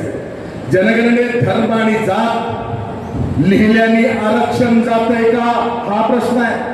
जात नाही, कारण भारतीय राज्यघटना ही जातीला आरक्षण देते, धर्माला नाही. आणि म्हणून कोणीही अशा प्रकारच्या अपप्रचाराला बळी पडायची आवश्यकता नाही. मनोहर धांडेंनी हिंदूला फोडायची, संख्या कमी करायची सुपारी घेतली, असा अपप्रचार होईल. त्यांना विचारा, भारत देशातल्या हिंदुत्ववादी पक्षाचे देशाचे 2 नंबरचे नेते आदरणीय अमित भाई शहा आहेत. आम्हाला तर गल्लीत सतरंजी उचलायला सुद्धा ठेवलं नाही, तरीही अमित भाई शहा आणि त्यांचा समाज, त्यांचा धर्म लिहिताना जैन लिहितो का नाही?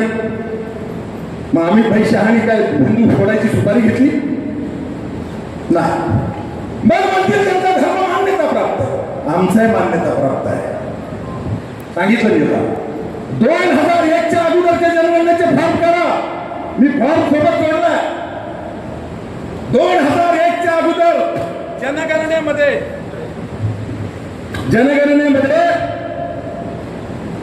धर्म शब्दात लिहायची मुभा नव्हती, फक्त कोड नंबर होता.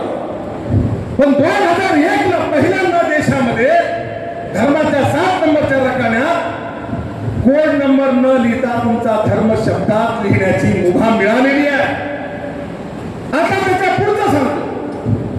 अमित भाई शहा हे जर देशाचे हिंदुत्ववादी पक्षाचे 2 नंबरचे नेते असताना त्यांचा धर्म ते आणि त्यांचा समाज जर जैन लिहित असेल, तर आपण अमित भाई शहांचा आदर्श घ्यायला काय हरकत आहे का? काही हरकत. आणि आपण मी हुबळीमध्ये हेच सांगू लागलो तेव्हा समजलं नाही, माझी भाषा हिंदी असल्यामुळे त्याचं कळालं नाही, माहीत बंद केला. माझा मी त्यांचा विरोधक आहे का? नाही, मी अमित भाई शहाचा भक्त आहे. अमित भाई शहा पहिल्यांदा आपला धर्म आणि नंतर पक्ष. आमचं काय?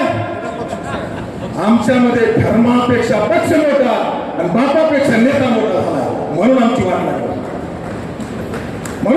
लागली.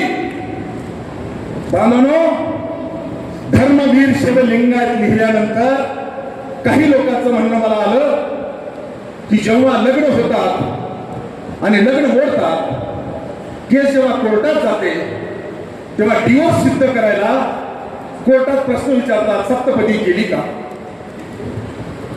मला सांगितलेलं जागोजागोला प्रश्न विचारतात. आणि सप्तपदी जर नसेल तर मग तुमचं लग्न अवैध, कायद्याने वैध लग्न नाही. असे काही हलदार वकील मला म्हणले. तुला डिग्री कोणा दिली? पुन्हा एकदा सांगतो, लिहून ठेवा. या देशामध्ये 6 धर्म मान्यता प्राप्त आहेत. 6 धर्मापैकी मुस्लिम आणि ख्रिश्चन ही 2 धर्म सोडली तर हिंदू, शीख, बौद्ध आणि जैन या 4ही धर्माला हिंदू कोड बिल लागू आहे. हिंदू कोड बिल लागू आहे. बघा तपासा. आणि हिंदू कोड बिल जर बौद्धांना लागू आहे, शिखांना लागू आहे, जैनांना लागू आहे, त्यांच्या लग्नामध्ये कायद्यात बसतंय, आमचं कसं बसत नाही? धोका सांगतो. काही ठिकाणी याच अपप्रचारामुळं आमच्यातले लग्न पंचकलश मांडून करणं बंद झालं. याच अपप्रचारामुळं जी आमची लिंगायत धर्मवाल्यांची लग्न महात्मा बसवेश्वरांची फोटो ठेवून फुलं टाकून केली जातात, त्याही परंपरा बंद होण्याच्या मार्गावर आहे. कशी लावली चाललेत लग्न? बांधवांनो, जा विदर्भामध्ये पंचकलश मांडून नवरा नवरीच्या हातात सूत्र देऊन लग्न बसून लावली जात नाही. काही ठिकाणी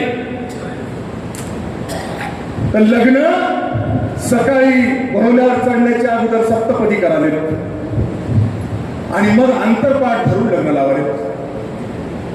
इथं कोणी विदर्भाचं आहे, कोणी बघितले असं लग्न? एखादं कोणी आहे का कोणी इथं? मी होतो साक्षीदार एका लग्नाला. आग्रह तुम्हाला माहीतच आहे. मग हे असं काय केलं चाललंय? तू म्हणे कायद्यात आमचं लग्न बसवायचं असेल तर सप्तपदी करावी लागल आणि फोटो पण लागतो, ते अंतरपाठ ठरलेला फोटो लागतो. म्हणून आमचे लोक आता लग्न अशी लावले. त्याच्या पुढचं सांगतो मी. महाराष्ट्रामध्ये 2001 ला शिवा संघटनेने शिवा वीर शव मोक्षधाम योजना आणली आणि गाव तिथे स्मशानभूमी देण्याचा जिआर काढला. त्या जिआर मध्ये उल्लेख आहे त्या गावामधल्या लोकसंख्येच्या प्रमाणात स्मशानभूमीची जागा उपलब्ध करून देणं तहसीलदारांना आणि कलेक्टरला बंधनकारक आहे. आता आमच्या लोकांनी अर्ज केला तहसीलदार आणि कलेक्टर जनगणनेचा आकडा काढला. आम्ही त्याला 2000 संख्या ते म्हणाले 2 बी नाही केलं. जाळायची स्मशानभूमी आहे, जाळा म्हणून सांगा. आणि या विवंचनेतून जळगावमध्ये, नाशिकच्या सिन्नरमध्ये माझ्याकडे शेकडो उदाहरण आहेत. केवळ जागा नाही म्हणून आमच्या धर्माच्या अंत्यविधी ह्या जाळण्यात केल्या. कोणी विचार करणार नाही? तुम्ही सांगा. माझा एकटा प्रश्न आहे का हा? जर आम्हाला स्मशानभूमी मिळत नाही म्हणून दफन करण्याच्या ऐवजी दहन करणार असतील, आमच्या कोर्टात लग्न कायदेशीर होण्यासाठी म्हणून सप्तपदी करून अंतरपाठ धरून लावणार असतील तर आमचं लग्न लावायला चंदन लागणार आहे का ब्राह्मण लागणार आहे? सांगा. मग आम्ही जन्माच्या पाया पडायच्या, शिवाचार्याच्या, जगद्गुरूच्या पाया पडायच्या का ब्राह्मणाच्या पडायच्या? ठरवा. करू लागू द्या. आणि म्हणून मुलाला म्हणून होण्यासाठी करू नका. आपला धर्म जर टिकवायचा असेल तर 100 वर्षानंतर सध्याची जनगणना ही महत्वाची का आहे? कारण 1931च्या नंतर 2027 ला म्हणजे 96 वर्षाच्या नंतर जातीची जनगणना होते आहे. पुढे 100 वर्ष होते की नाही माहिती नाही. पुढे 100 वर्ष ही जातीचे आकडे सांख्यिकी विभागातून राज्य सरकार असेल का केंद्र सरकार असेल गृहीत धरेल. मग आमचं अस्तित्व काय? मी दुसरं उदाहरण देईन. केदार जगद्गुरूचं उदाहरण घ्या. मी आदरणीय केदार जगद्गुरू सोबत 2 तास बोललो काल. काय म्हणाले 2020 ला शंकराचार्य? सगळ्या गुरुवारांना माहिती आहे काय म्हणाले. केदार मध्ये ते जंगम लिंगायत आहे, ते हिंदू नाही, पुजारी होऊ शकत नाही, ब्राह्मण पुजारी म्हणले का नाही? आताही लढाई चालू आहे. पट्टाभिषेक करायचा होऊ देत नाही. आजही विवंचना तिथल्या पीठाची आहे. काळा इतिहास पीठाचा मध्ययुगीन काळामध्ये उज्जैनचं पीठ उत्तर भारतातून दक्षिण भारतात आलं, स्थलांतर झाली. काय अवस्था आमच्या पीठाची? केदार पीठाच्या हातातून जात आहे तरी आम्ही झोपायचं? विचार केला पाहिजे का नाही? ठरवा. केदार पीठावर बद्रीनाथ केदारनाथ कायदा 1939 हा कायदा आहे. आणि मी केदार जगद्गुरूला पहिल्यांदा काल उघड सांगितलं, उघड सांगितलं की जेव्हा सन 2000 ला जगद्गुरू म्हणून तुमचा पट्टाभिषेक होत होता तेव्हा केदार पीठाच्या ट्रस्टचा अध्यक्ष नवटियार हा ब्राह्मण माझ्याकडे आला. पूर्ण दत्त माझ्याकडे आहे केदार पीठाचा. त्यांना असं वाटलं की केदार जगद्गुरूचं आणि शिवा संघटनेचं जमत नाही, आम्हाला सपोर्ट मिळेल. 2026 वर्ष झाले. 26 वर्षानंतर पहिल्यांदा मी केदार जगद्गुरूंना काल सांगितलं धोंडे जेवणात. आणि इथेही घ्यायचं सांगा, आता सगळीकडे सांगा. कशाला घ्यायचं? आहे माझ्याकडे दप्तर, मी कागद फार सांभाळत होतो. त्याच्यामुळे केदार पीठाच्या जगद्गुरूचा पट्टाभिषेक होताना त्यांना विरोध करण्यासाठी हत्यार नामचा वापर करावा या उद्देशानं केदार पीठाच्या ट्रस्टचा अध्यक्ष नौटियाल ब्राह्मण हा शोध घेत माझ्याकडे औरंगाबादला आला होता. त्यांनी सगळं दप्तर मी ऐकून घेतलं, दप्तर ताब्यात घेतलं आणि मग सांगितलं काही असेल, आम्ही दुश्मन जरी असतो, धर्म माझा आहे, पीठ माझं आहे, तुम्हाला मदत करू शकेल नाही, मी जगद्गुरूला मदत करेन. आणि ही भूमिका मी काल जगद्गुरूंना उघड सांगितलं. काय आमचा स्वार्थ, काय आमचा सांगा. आणि जर तीच परिस्थिती आता केदार पीठात होणार असते, तुमच्या काशी पीठात होईल, आम्ही बघायची भूमिका घ्यायची का, हे ठरवावं लागेल. आणि म्हणून माझी आपल्याला विनंती आहे, वीरशैव लिंगायत म्हणा का फक्त लिंगायत म्हणा का फक्त वीरशैव म्हणा, धर्माच्या 7 नंबरच्या रकान्यात हिंदू म्हणून कोड नंबर 1 टाकू नका. धर्माच्या 7 नंबरच्या रकान्यात आपला धर्म वीरशैव लिंगायत लिहा, ही सेवा संघटनेची भूमिका आहे. आणि ही भूमिका आजची नाही, 2001 ची आहे. तेव्हा विरक्त मठाधिपतीने आम्हाला विरोध केला, पंचाचार्याने विरोध केला, आम्ही समन्वयाची भूमिका घेतली. त्याच्यानंतर जेव्हा बदामीमध्ये अधिवेशन झालं, बदामी आपल्यापैकी अनेक गुरुवारी असाल, मी नव्हतो, काय ठराव झाला बदामीमध्ये, वीरशैव लिंगायत एक आहे. झाला का आपण बदामीमध्ये 2018 सांगालो मी, 14 मे 2018. त्याच्यानंतर दुसरं अधिवेशन झालं. आपण कुठं झालं दुसरं अधिवेशन? दावणगिरीला झालं, कर्नाटकामध्ये. तिथं काय ठराव झाला? वीरशैव लिंगायत एक आहे. त्याच्यानंतर आपण आता हुबळीला झालं.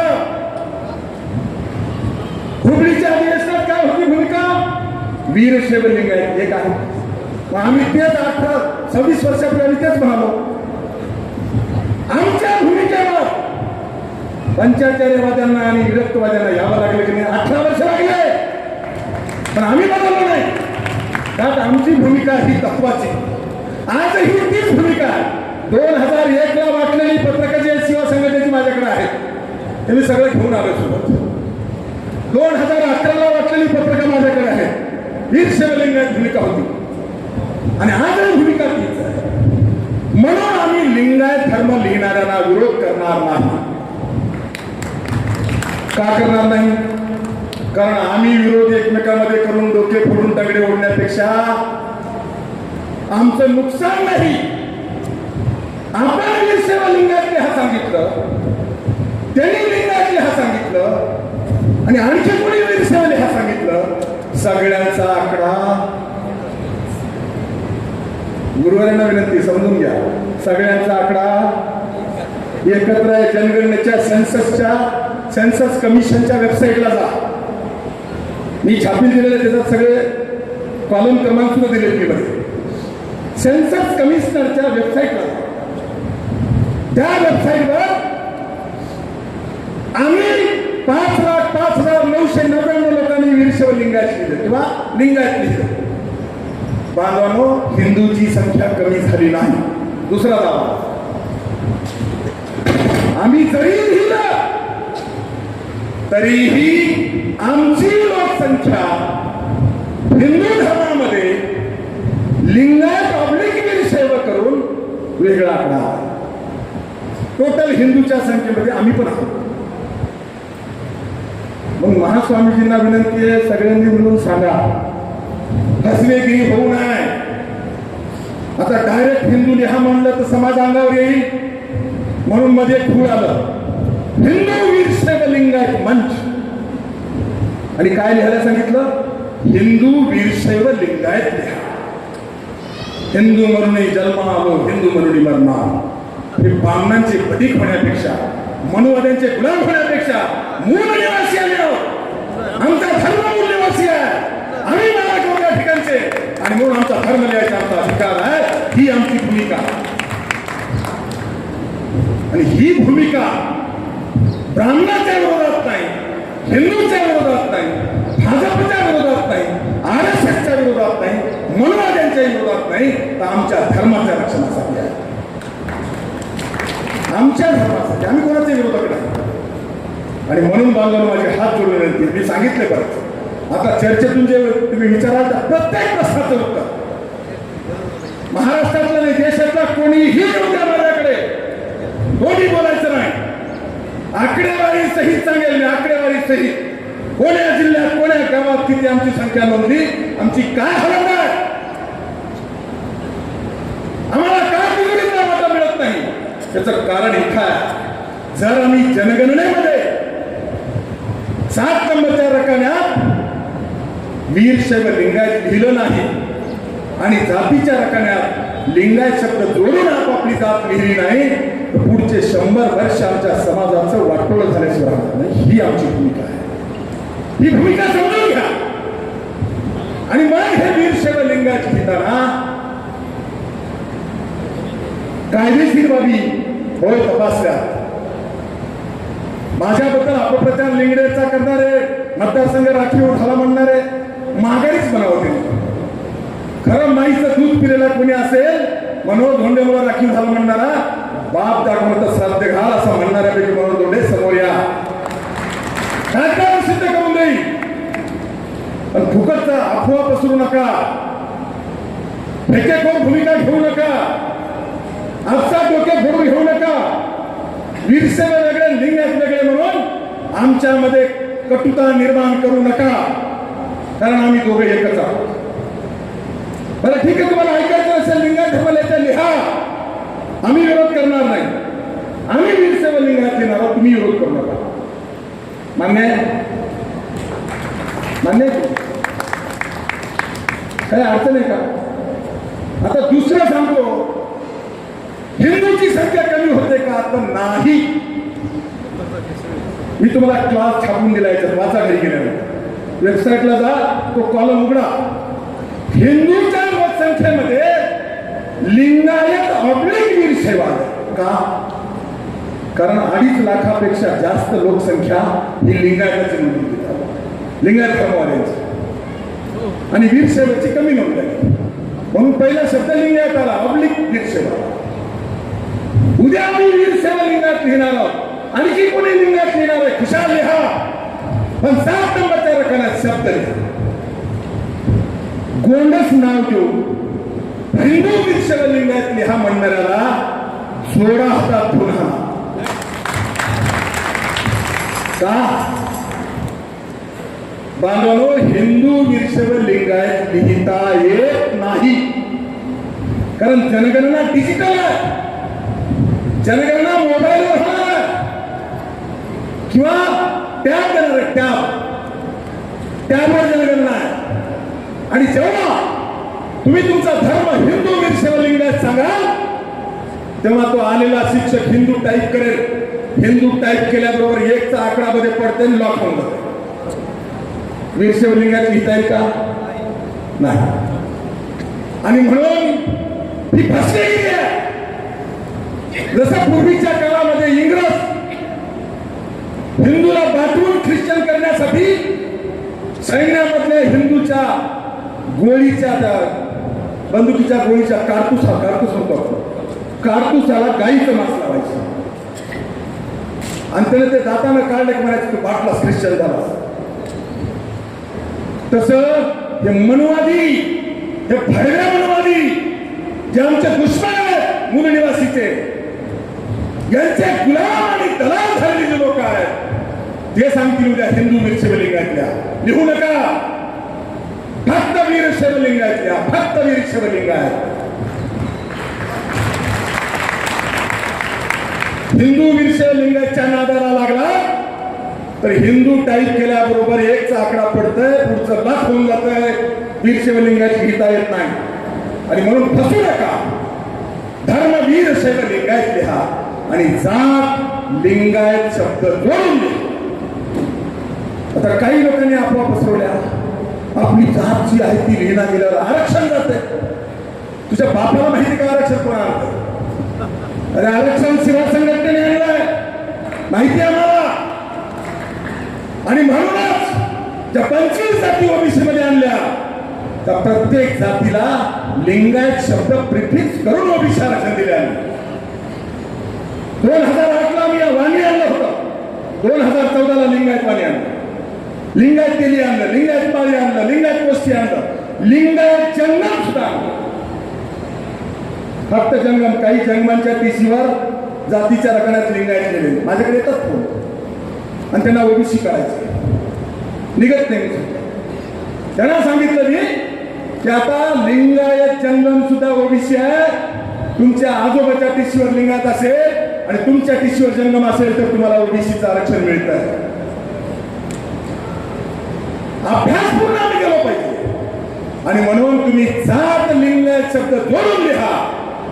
लिंगायत वाणी, लिंगायत केली, लिंगायत माळी, लिंगायत कोष्टी, लिंगायत कुमार, लिंगायत पंचम, लिंगायत जंगम, लिंगायत कुल्लेकडगी, लिंगायत सुतार, लिंगायत खोबी, जी उपजात असेल त्याला लिंगायत शब्द जोडून लिहा. जातीच्या जनगणनेत लिंगायत शब्द जोडून आपली उपजात लिहा. आणि धर्माच्या 7 नंबरच्या रकाड्यामध्ये वीरशैव लिंगायत लिहा. एवढीच नम्र विनंती करतो. शंका कोणाचे असो, आदरणीय गुरुवरांना हात जोडून विनंती करतो. शंका असेल मोकळेपणाने मनोहर धोंडेला कान धरून विचारा, तुमचा अधिकार आहे. पण मनोहर धोंडेंनी सांगितलं त्याचं बरोबर असं तर मान्य करा. एवढीच विनंती करा. जर मान्य होण्यासारखं नसेल, माझं चूक असेल, मान्य करू नका. आणि म्हणून आज आपल्याला तुमची सगळी चर्चा झाल्यानंतर हा ठराव मांडायचा. जनगणनेमध्ये धर्माच्या 7 नंबरच्या रकान्यात वीरशैव लिंगायत लिहा आणि जातीच्या रकान्यात लिंगायत शब्द जोडून आपापली जात लिहा. असा ठराव चर्चा झाल्यावर मांडायचा.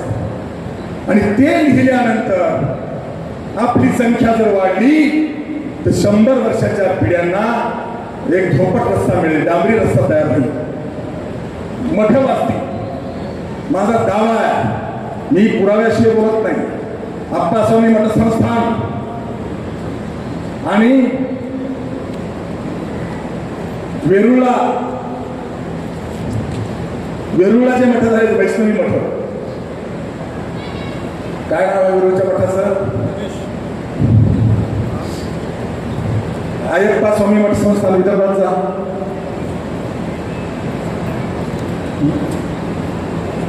अरे वेरूळचं कोण आहे? मी नाव विसरलो.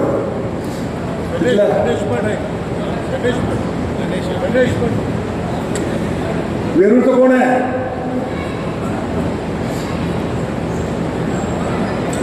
जे मंदिराच्या बाजूला मठ आहे, हरिभक्त परायण. तुम्ही सगळं तुम्हाला सांगितलं मला माझ्या तोंडात ना. जनार्दन स्वामी मठ संस्थान,